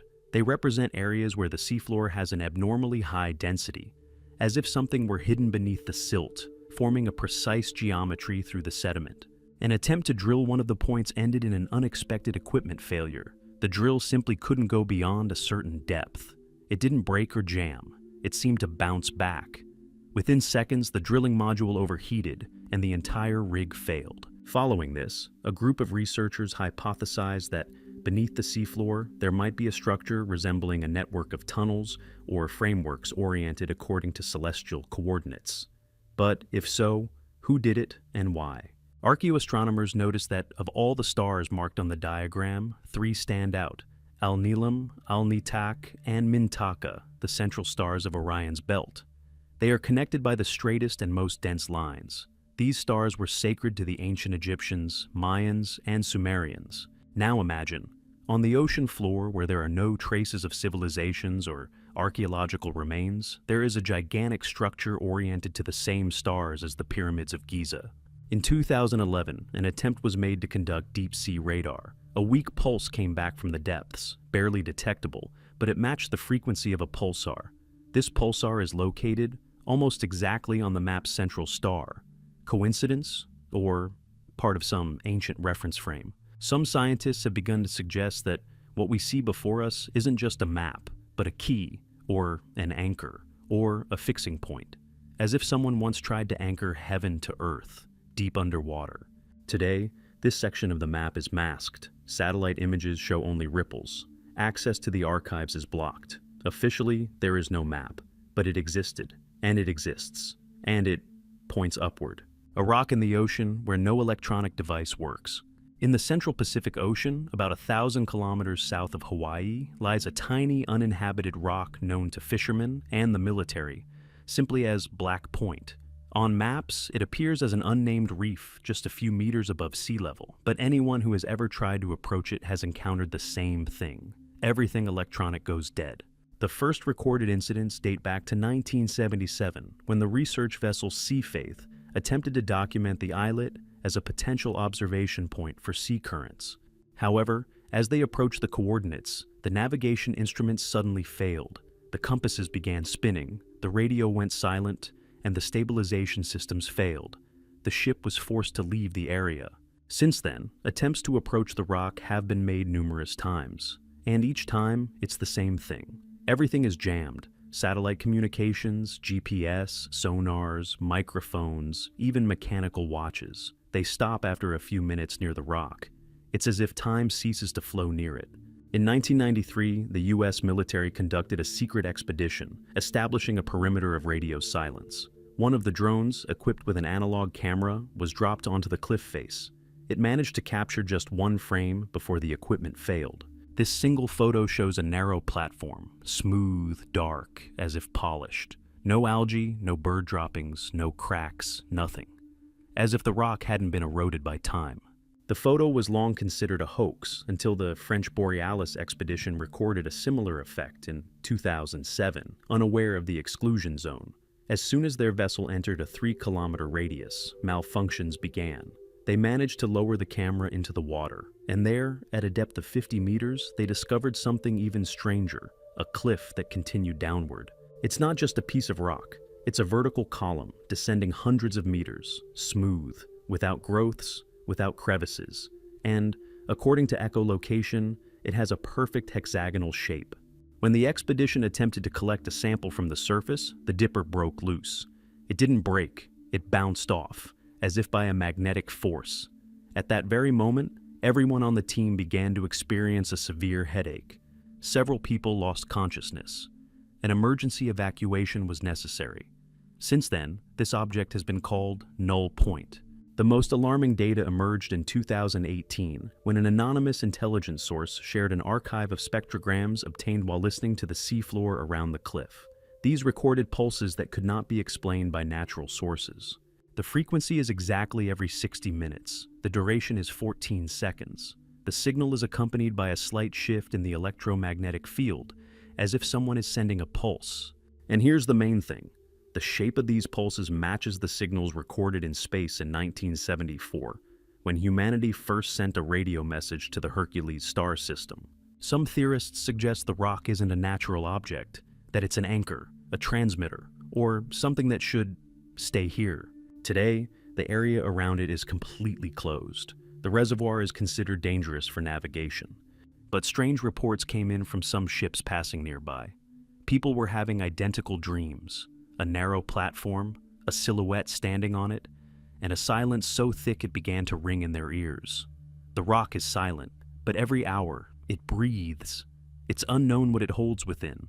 Perhaps it's simply waiting for someone to touch it with the wrong instrument. A deep-sea vortex from which no creature ever emerges. In the southern Indian Ocean, on the boundary between the Kerguelen Plateau and the Amundsen Ridge, there's a depression that has no official name. Scientists call it the bottomless vortex, although its depth, approximately 10,300 meters, is measurable. But the point isn't the numbers. The point is that nothing living ever returns from there. Numerous expeditions were undertaken. Biologists, deep-sea life researchers, and climatologists all wanted to unravel what was happening inside this strange formation. The sinkhole is a narrow, perfectly rounded crater, its walls descending with striking symmetry. There are no rocky outcrops, faults, or lava seams, not the slightest hint of a volcanic origin. In 1995, the first attempt to lower a probe into the crater ended with a strange loss of communication at a depth of 3,200 meters. The second probe reached 7,000 meters, transmitting stable video. But as it entered the central part of the crater, the image became cloudy. It felt as if the water itself had changed. It became thicker, darker, almost viscous. A minute later, silence. All devices sent inside after that were either lost or returned. Empty, sterile. No bacteria, no sediment, no trace of the biofilm that's inevitable at any depth. As if they'd been sterilized or absorbed. But the most terrifying thing began with biological expeditions. Several attempts were made to study the fauna in the area of the crater. Small fish, squid, even rare deep-sea jellyfish. They approached the edge, circled nearby, but never entered. Not a single living creature, not a single camera recorded anything voluntarily swimming into the crater itself. But one day, in 2013, a large deep-sea shark appeared at the edge of the vortex. Cameras captured it, for no apparent reason, abruptly changing course and heading toward the center. As it approached the edge, panic set in. It didn't struggle or spin, as fish often do when stressed. It moved steadily. At some point, the probe detected a surge in the electromagnetic field and the disappearance of the acoustic signal. The last frame, a shadow, very large, very fast, and unlike any known form. Subsequently, one of the oceanographers, Dr. Matteo Finch from South Africa, called the funnel a sea wormhole, not in the literal sense, but as a hypothetical rupture point, where conditions disrupt not only the physics of water, but also the very perception of space. But the most alarming development emerged in 2021 when the Ocean Sentinel vessel was conducting a sonar survey of the crater's edge. One of the radars detected an echo from a structure resembling an arch. Not a natural one, not eroded. Rather, it had a distinct, symmetrical shape, as if someone had once carved an entrance out of the rock mass. It is located at an elevation of 9,800 meters.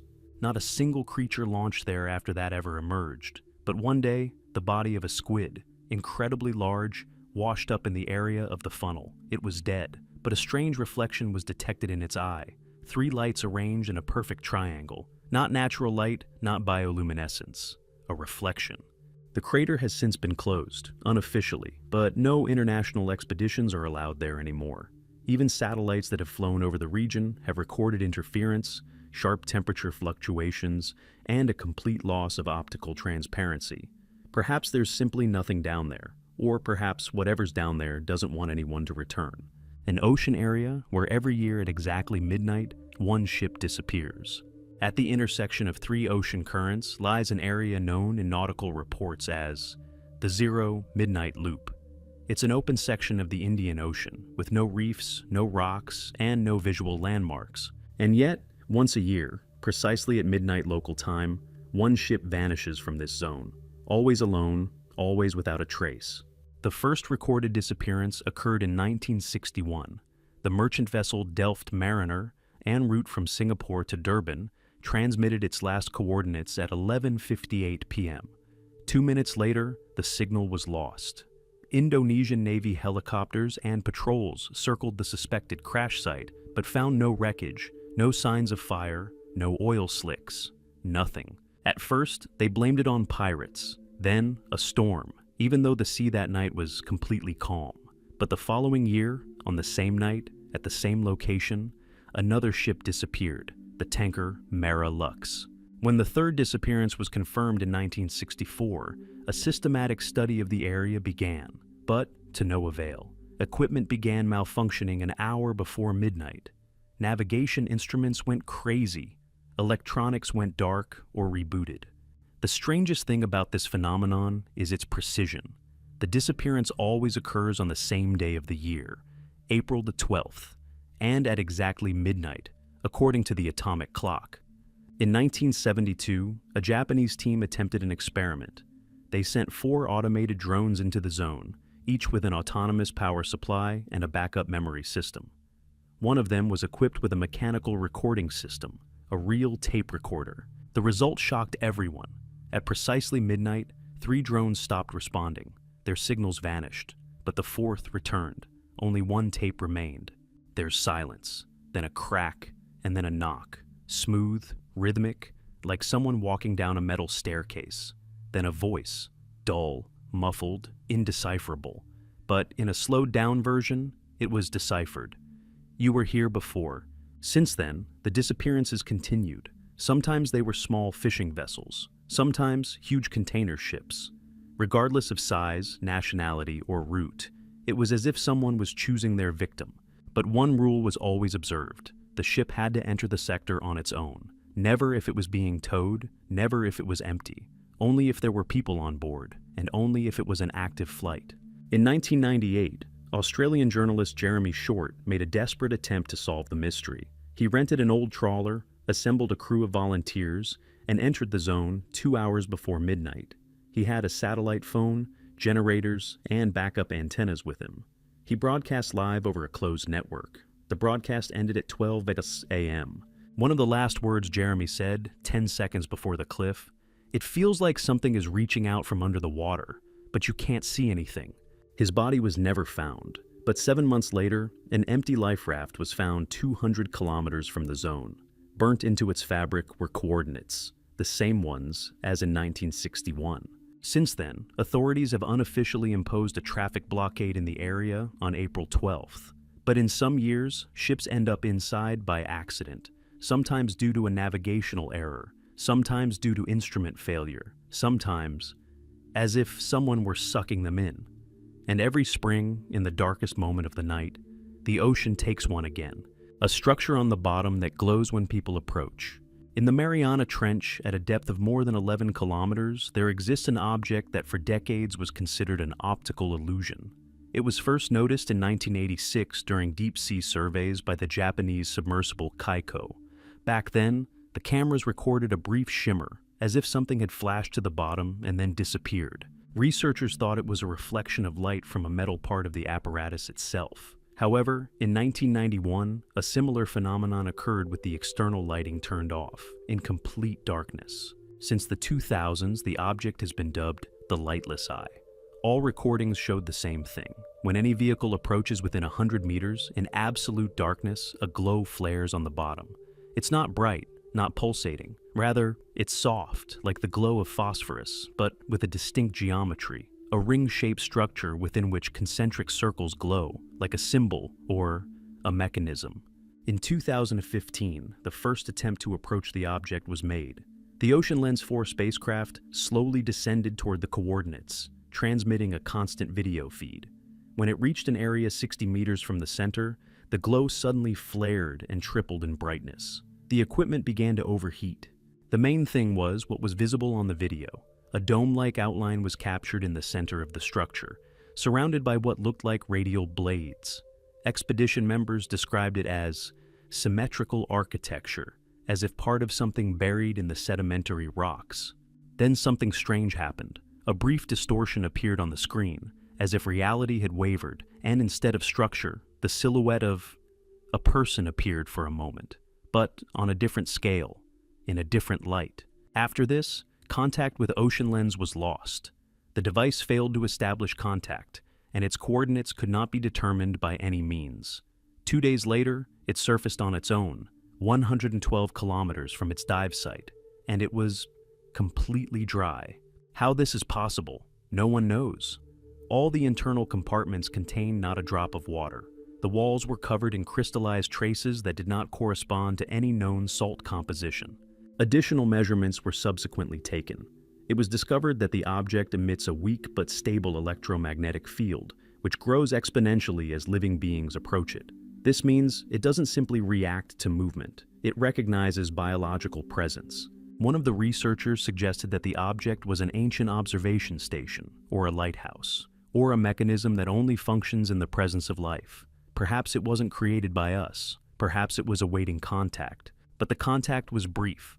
All subsequent expeditions attempting to reach the object encountered anomalies, sudden communication failures, GPS distortions, and failure of navigation modules.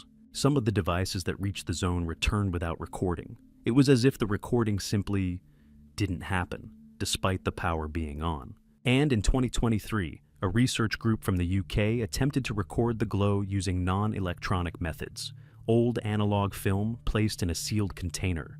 One of the hand-developed films revealed a spiral, complex, multi-layered, black and white, as if carved by light.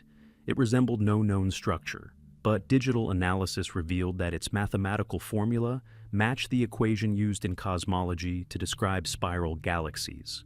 Now, the object is silent again, but anyone who approaches summons the light again. It's as if the ocean floor remembers and responds. There's just one question. What is it actually responding to? A heartbeat? The presence of a mind? Or a long-lost signal that may have already sounded once before? An underwater tunnel connecting two continents, about which there is no record. In 2017, a geophysical expedition investigating seismic activity in the South Atlantic discovered something uncharted. At a depth of more than 4 kilometers between the coast of Namibia and eastern Brazil, echo sounders detected a long, straight cavity extending beneath the ocean floor for nearly 8,000 kilometers.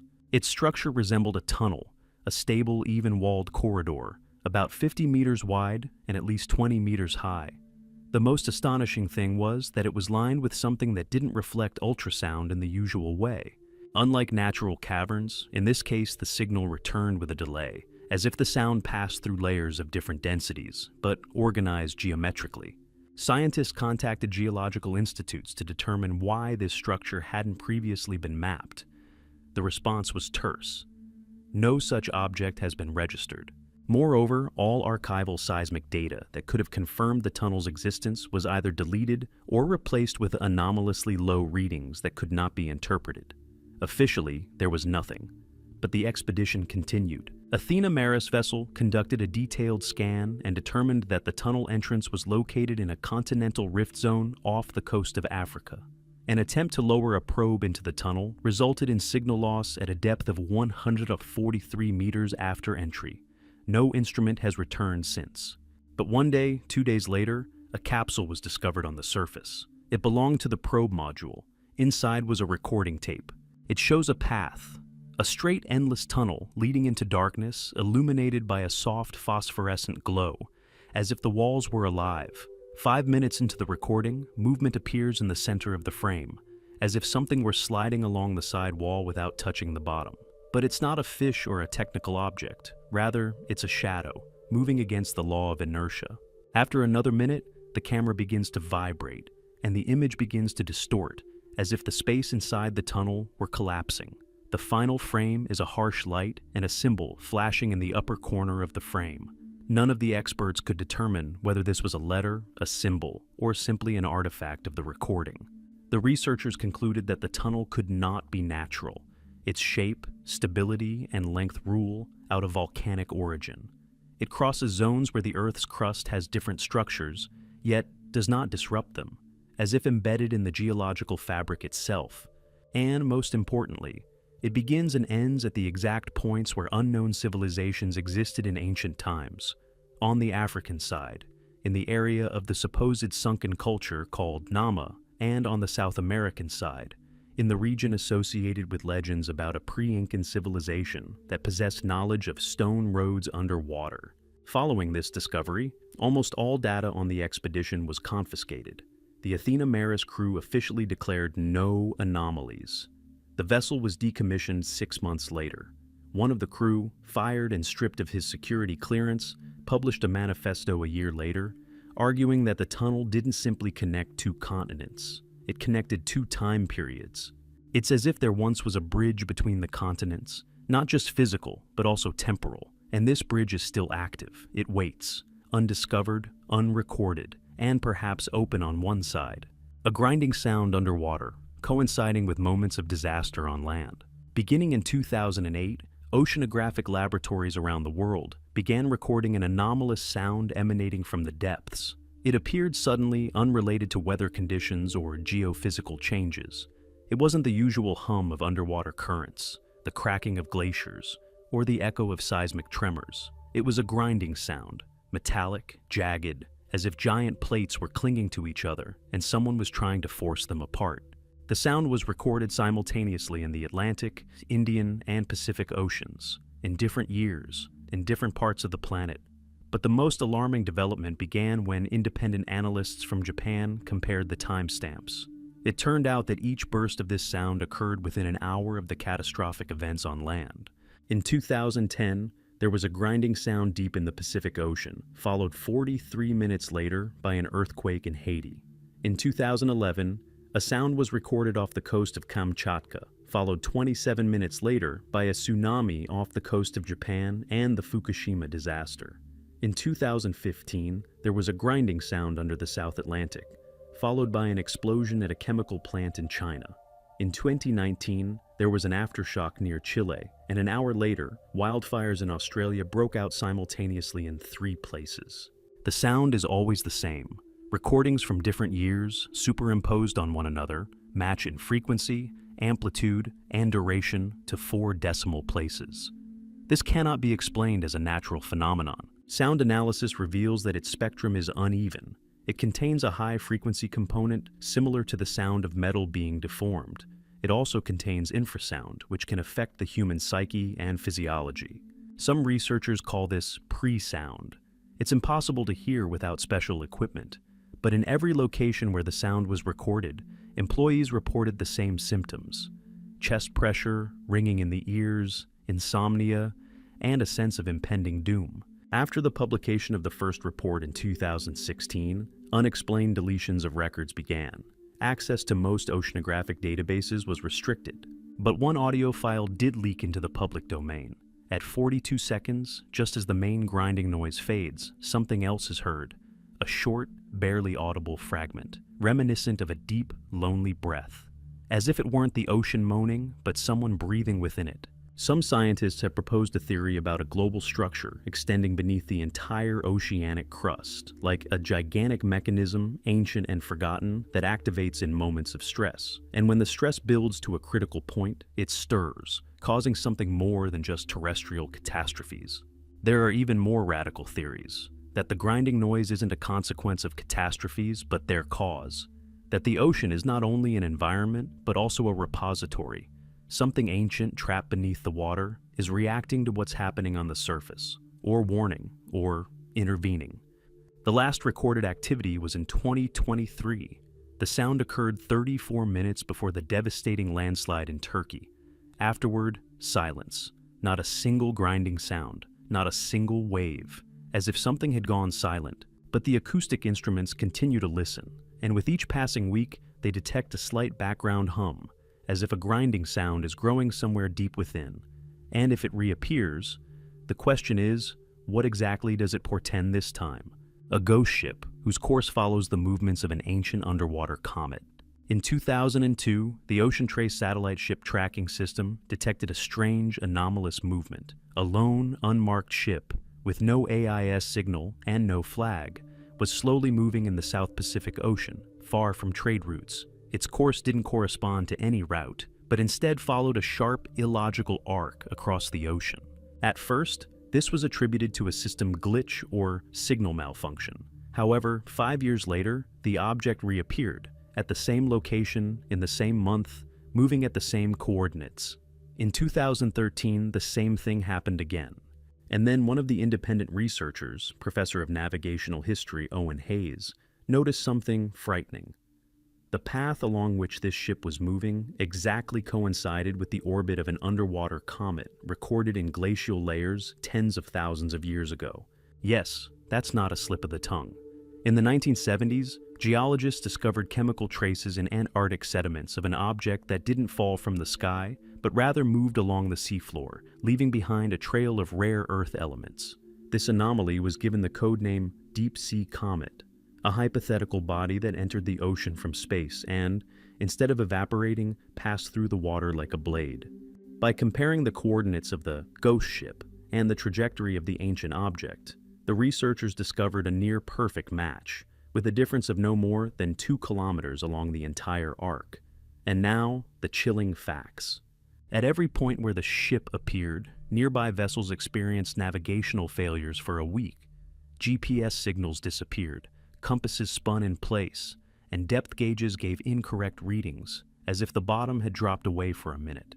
In addition, crews reported a strange hum outside the vessel, a steady low sound similar to breathing or an engine, which could not be localized. In 2020, the Diana 1 expedition, specifically dispatched to intercept the object, crossed its course and established visual contact. According to the team, a rust-covered ship with corroded masts and fragments of a faded flag, similar to a Dutch flag but with unknown symbols, appeared in the fog.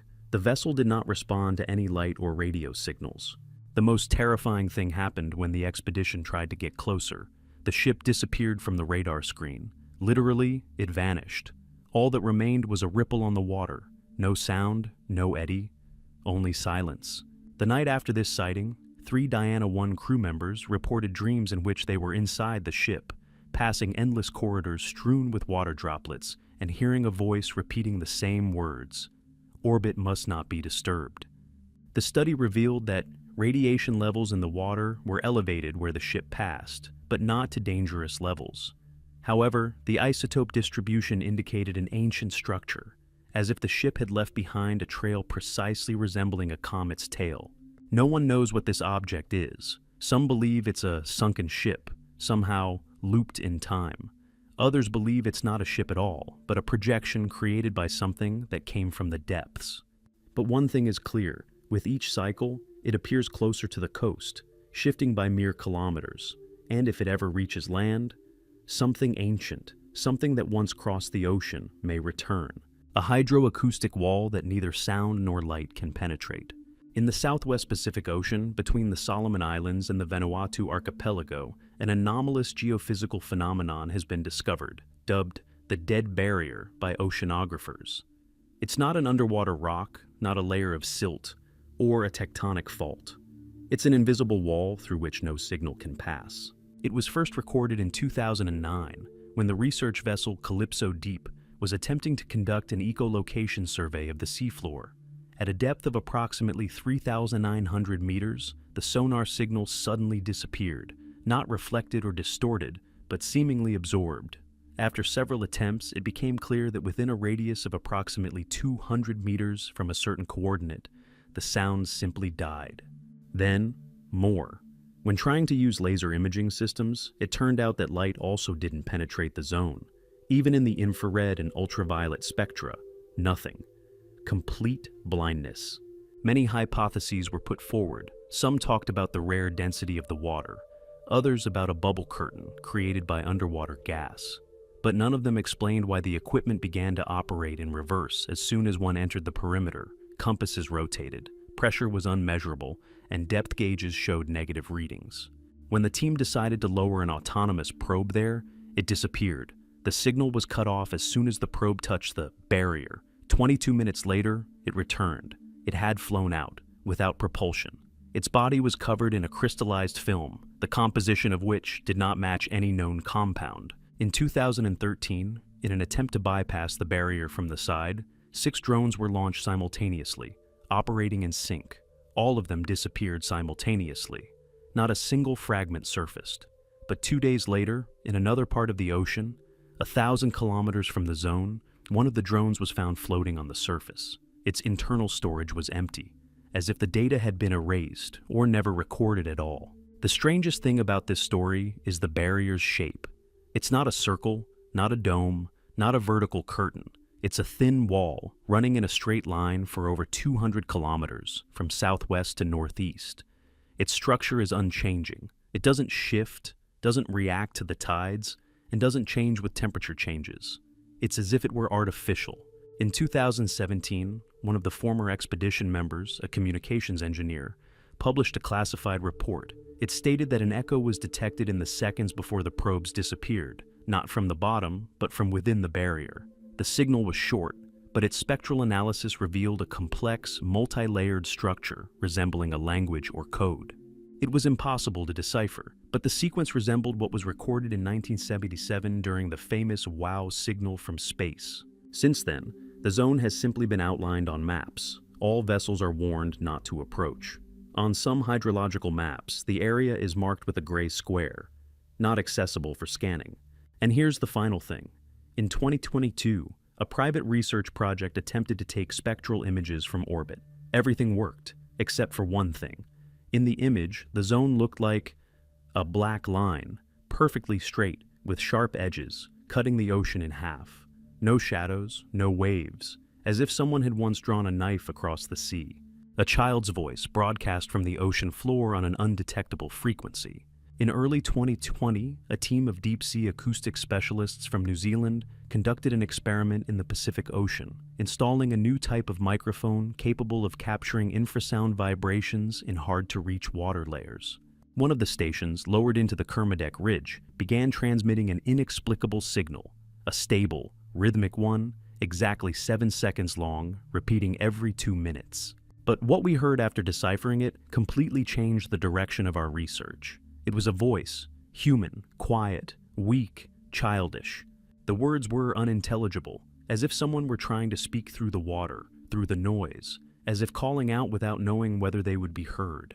Researchers conducted a spectral analysis and confirmed that the vibration pattern corresponded to a live voice, recorded in real time and not a pre-simulated recording. The most terrifying thing about this was the signal's frequency. It wasn't within the standard range of radio communications, infrasound, or hydroacoustics. Moreover, conventional receivers couldn't detect it. Only experimental equipment capable of detecting shifts in water density boundaries. In an attempt to localize the source, the team performed a series of measurements. It turned out that the signal was emanating from a single point, located at a depth of approximately 9,700 meters, at the very base of the ocean trench, where no object capable of producing speech could exist. Over the course of a week, the voice repeated itself, sometimes with slight variations. In one fragment, after digital amplification, Specialists heard something resembling the phrase, "I'm still here." In another, "I'm cold." Theories poured in one after another.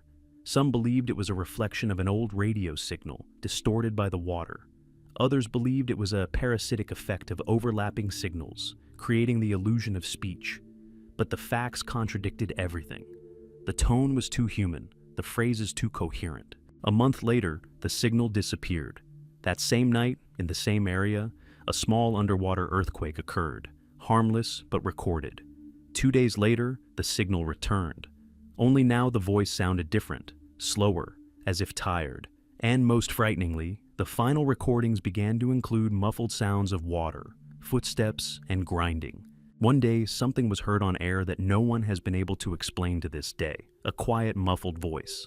They came, then the recording cuts off. The problem is that the entire archive was destroyed, accidentally, according to the official version. The hard drives burned out during a power outage, and the backup copy was corrupted. Officials stated that nothing abnormal was recorded.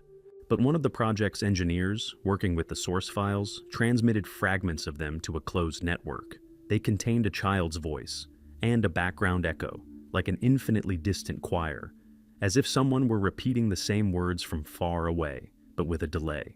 Research is currently prohibited in the area. The area has been declared potentially dangerous. Vessels are advised not to linger within its boundaries unless absolutely necessary. But sometimes, on frequencies neither military nor civilian systems use, a whisper appears in the long-range airwaves, and it repeats the same words, quietly, silently. "I'm still here."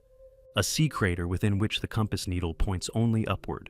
On a map, it's just an unremarkable sinkhole on the seabed, located in the Arabian Sea, approximately 600 kilometers off the coast of Oman. But since 1994, this object has sparked controversy, alarm, and silence among those who have encountered it firsthand. Local fishermen call this place Eyeless Hollow, and oceanographers call it the X-47 crater. But no official study has explained why, within this formation, the needles of all compasses, both analog and digital, point straight up. The discovery was accidental. An Indian research vessel studying magnetic anomalies recorded a sharp jump in the magnetic vector at a depth of approximately 2.5 kilometers. For 3 minutes, the navigation instruments rotated erratically, after which all the needles froze and pointed only skyward, vertically, as if the Earth itself had lost its gravitational center. Attempts to explain this by magnetic field instability have failed. No known anomaly causes such a constant and consistent deviation. Furthermore, the effect manifests only within the crater, which has a radius of about 400 meters. Beyond its boundaries, everything returns to normal. When an underwater camera was sent there, it revealed something astonishing. The floor of the crater was not made of ordinary sedimentary silt, but of a dark, shiny material resembling glass. At first, they thought it was volcanic glass, but upon analysis, it turned out that the substance possessed properties not found in known terrestrial minerals. It was impervious to ultrasound, reflected only certain wavelengths of light, and reformed within seconds when scraped off with a probe. In one of the recordings, the camera captured geometric structures, not drawings, but carved channels extending into the depths. Their shape resembled spirals and concentric circles, as if someone had intentionally left marks. A light appeared, not bright, not sharp, but a soft blue halo emanating from the center of the crater. It appeared after one of the sensor capsules fell and hit a glass surface. The glow lasted for about 3 minutes. Then, it disappeared. The most alarming thing is that at the moment of the glow, the compasses of all surrounding ships, even those outside the zone, also began to point upward. Scientists have suggested that the crater may contain a massive object generating an artificial field. Perhaps it's the remains of ancient technology. Perhaps it's nothing terrestrial at all. In 2012, an independent team of researchers attempted to conduct acoustic tomography, but at a depth of 2,730 meters, the equipment began returning blank data. The scanners showed the crater to be flat, with no bottom. It was as if there was simply nothing there. One of the group's members, a physicist from Germany, called this place an anti-gravity bubble. According to him, the crater is not a depression, but the outlet of some ancient field designed for launching, transportation, or observation. Or maybe that is why the arrows point upwards, towards where that which is below came from. The crater is currently closed to research. Maps show clear water, not a single mention. But from time to time, amateur expeditions penetrate there, and they all return with the same reading. Inside the crater, with the instruments turned off, a faint growing hum fills the ears, as if something inside is preparing to awaken. Cloud formation over the ocean in the shape of an ancient tongue. Over the past 10 years, satellite images taken over the southwestern Indian Ocean have begun to reveal anomalies that no one initially took seriously. Cloud bands form strange configurations, even symmetrical, as if someone were drawing lines across the sky, leaving behind marks. But in 2015, everything changed. French meteorologist Henri Labour, who was modeling cyclones, noticed that for 8 consecutive nights, at the same time, between 2:14 and 2:37 UTC, the same cloud shape, incredibly clear, as if cut out, appeared above the coordinates of 4° south latitude and 60° east longitude. He zoomed in and realized that what he was looking at wasn't a chaotic vortex, but a sign. The symbol consisted of 3 elongated arcs intersected by slanted lines.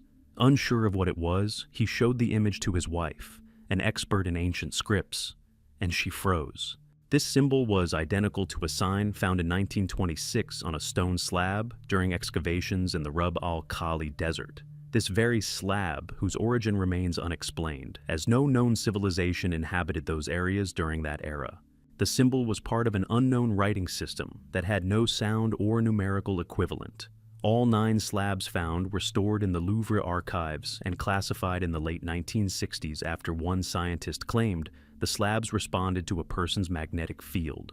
And now this sign is in the sky, over the ocean, and it appears again and again.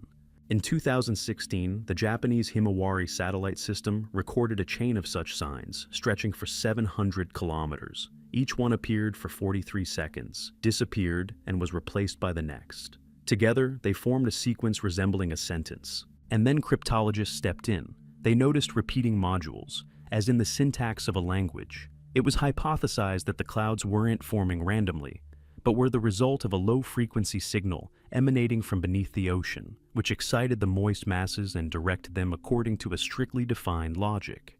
An analysis of weather conditions revealed that no atmospheric phenomenon could have created such symmetry. Moreover, there was not a single cloud front in the area on the days the letters appeared. Technically, the clouds arose in a clear sky. And in 2018, one of the images revealed something even stranger. Within one of the letters, if you can call it that, was a circle, denser than the other fragments, like a center. Researchers, superimposing the coordinates on a seafloor map, discovered that exactly beneath this point was a geological formation with a distinct thermal background, as if something were heating the water from within, slowly but steadily. Then linguists got to work. They took the sequences of symbols and compared them with known alphabets, and they found a repetition very close to one of the phrases recorded on the Phaistos disc. Here the name began. This phrase became a legend, but now it's in the sky, above the sea, repeated again and again. And just recently, in 2023, satellites detected a new symbol. It was larger, brighter, and appeared not at night, but during the day. Its shape resembled an eye with an arrow pointing downward. Below it, only water. And emptiness. If this is a letter, who is it addressed to? A signal from the depths that matches the rhythm of the human heartbeat. In 2021, an unusual acoustic phenomenon was recorded in the South Pacific Ocean, in the area of the so-called Dead Dome, a vast, almost lifeless zone between Fiji and eastern Easter Island, which was initially mistaken for an equipment failure. Oceanographic stations in New Zealand, Chile, and French Polynesia simultaneously recorded a subtle but incredibly stable rhythmic pulse emanating from a depth of more than 11 kilometers. The pulse was so smooth that it seemed digital, but the spectrum showed no signs of an artificial source. Moreover, it showed no signs of attenuation, as if it emanated from a center that was unaffected by pressure, temperature, or the density of the water layers. Professor of acoustic geodynamics, Clarence Wade was the first to suggest that the rhythm was all too familiar. He superimposed it on a recording of a normal human pulse, and the match turned out to be eerily accurate. The signal followed a rhythm of 62 beats per minute, with slight natural fluctuations throughout the day, as if subject to a circadian cycle, like that of a living organism. Something on the ocean floor was beating, slowly, without faltering, without stopping. When researchers attempted to trace the source, the echolocation signals began to behave strangely. The waves weren't reflecting off the bottom, but seemed to be absorbed before reaching their target. Then infrasound sensors came into play. They showed that the pulse was propagating from the center of an ellipsoidal zone, with a radius of about 80 kilometers. But the zone itself is empty. According to the scan data, it's just sedimentary rock. However, when attempting to lower an autonomous probe into it, something frightening happened. At a depth of 9,300 meters, the instrument began beating the same rhythm, amplifying it, not receiving, but transmitting, as if something below had picked up the wave. 40 minutes later, the probe powered down. It reappeared on the surface 2 days later, its hull intact, but all its electronics melted. Analysis revealed that the internal components had been heated internally, but not by contact with the external environment. And at the very center of the data block, a final recording was recorded, a rhythm that accelerated to 88 beats per minute before dying away completely. After that, the probe showed no further signs of life, but the signal from the depths remained. Psychophysiologists involved in the study found that prolonged exposure to this rhythm causes people's pulses to synchronize, especially while sleeping. Some subjects claimed to hear a call in their dreams, a soft, muffled voice, unintelligible, but repeating the same phrase, "I am here." One patient suffering from insomnia fell asleep for the first time in 3 years after listening to the signal. But upon waking, he began repeating the same words, "I'm here," without realizing it. All attempts to disconnect from this rhythm ended in failure. The equipment in the laboratory turned off, as if the signal was returning on its own, even without receivers. Later, an engineer wrote, "The signal is present in the water, as if the liquid itself remembers it, and as if it's long been familiar, just no one had listened to it before. No one knows what creates the rhythm. It's not a biological heart, it's something more. Maybe the ocean isn't alive, but something lives in it, and for a long time. An underwater pyramid that perfectly reflects the night sky." At a depth of approximately 1,800 meters in the waters of Bahama Bay, there exists an object that oceanographers officially call an anomalous reflecting structure. However, among the few who have seen its recordings, it is known simply as the Constellation Pyramid. In 1986, the American research vessel Caroline S. was mapping the ocean floor. Near the Cayo Largo Plateau, they accidentally discovered a geometrically perfect shape protruding from the silt layer. The structure was shaped like a perfect tetrahedral pyramid, almost 300 meters wide at the base, with perfectly flat, slightly concave sides. The angle of inclination was 51.5 degrees, identical to that of the Giza pyramids. But the strangest thing began after attempts to record it. All the visual cameras lowered to the bottom were reflected in its surface, but not like a mirror. The object didn't simply reflect light, it created the illusion of infinity, as if each facet led not toward the observer, but somewhere beyond. When filming took place at night, the underwater pyramid began to display not equipment and lights, but the sky. And not the current sky, but a star map, in an absolutely precise configuration at that moment, as if someone were directing astronomical coordinates into the structure. The match with the actual sky at the time of filming was 100%. The expedition members were shocked. How could an underwater object in complete darkness display a map of stars that it physically cannot see? Later, one of the cameras recorded a flash in the center of the pyramid, not a flash of light, but a gravitational one. The water around the object began moving not toward the surface, but downwards, as if the pyramid were temporarily creating a suction field. This lasted no more than 3 seconds, but all the instruments malfunctioned. The most frightening thing happened when they began analyzing the magnetic fields. They formed a counterclockwise spiral, perfectly matching the shape of the Andromeda Galaxy. The center of the spiral is the apex of the pyramid. After these events, the vessel was recalled. Some of the crew signed non-disclosure agreements. The recordings were confiscated. But in 1999, a former camera operator published one frame saved on his personal drive. The image showed a starry sky hovering above the underwater pyramid, despite the camera being underwater. Some people considered it a fake, others considered it a warning. But in 2022, nearly 40 years later, astronomers began to detect subtle distortions in the star positions observed over the Bahama Bay region. The stars seemed to tremble, not across the entire spectrum, but with a slight deviation, as if a second reflection were appearing over the ocean. In some nighttime images taken from orbit, at a certain angle a shadow shape appeared on the water, as if there was a pyramid-shaped mirror beneath the surface, projecting a map of the sky back onto the sky. What is this? A navigation structure, a portal, or an ancient communication system synchronized with the stars? Perhaps those who built this pyramid came not from the surface, but from the depths. And the night sky is not what they looked at, but what they are returning through. A deep circle where all electronic devices stop working. In the South Atlantic, in an area where currents form a slowly rotating vortex, almost imperceptible on the surface, but powerful in the depths, there's a region the crews call the Silent Circle. It's about 3 kilometers in diameter. Technically, it's just water, no reefs, no volcanic features, no visual distinguishing features, but all electronics, once inside the circle, go dark, as if switched off by hand. It first came to light in the mid-1980s, when the research vessel Mistral, while transmitting depth readings, suddenly lost signal. Immediately, navigation ceased, engines stalled, and communication was lost. 42 minutes later, everything started working again, as if nothing had happened. The crew assumed it was a random malfunction, but over the following years, similar incidents began to recur with other vessels in the same area, with the same symptoms. By 2004, scientists began collecting data. 9 complete blackouts were recorded, each lasting exactly 42 minutes. This attracted attention. A team from Belgium sent an autonomous probe into the zone, wrapped in passive interference shielding. The descent proceeded normally until the instrument entered the very center of the circle. At a depth of 2,900 meters, the signal suddenly stopped, but even before that, the sensors had recorded something alarming. The water temperature dropped by 20 degrees in 4 seconds, while the pressure, conversely, doubled. And then, silence. 2 days later, the probe surfaced. The hull was intact, but everything inside had been melted from the inside, as if not heat, but a stream of energy had penetrated the shielding and fried the electronics.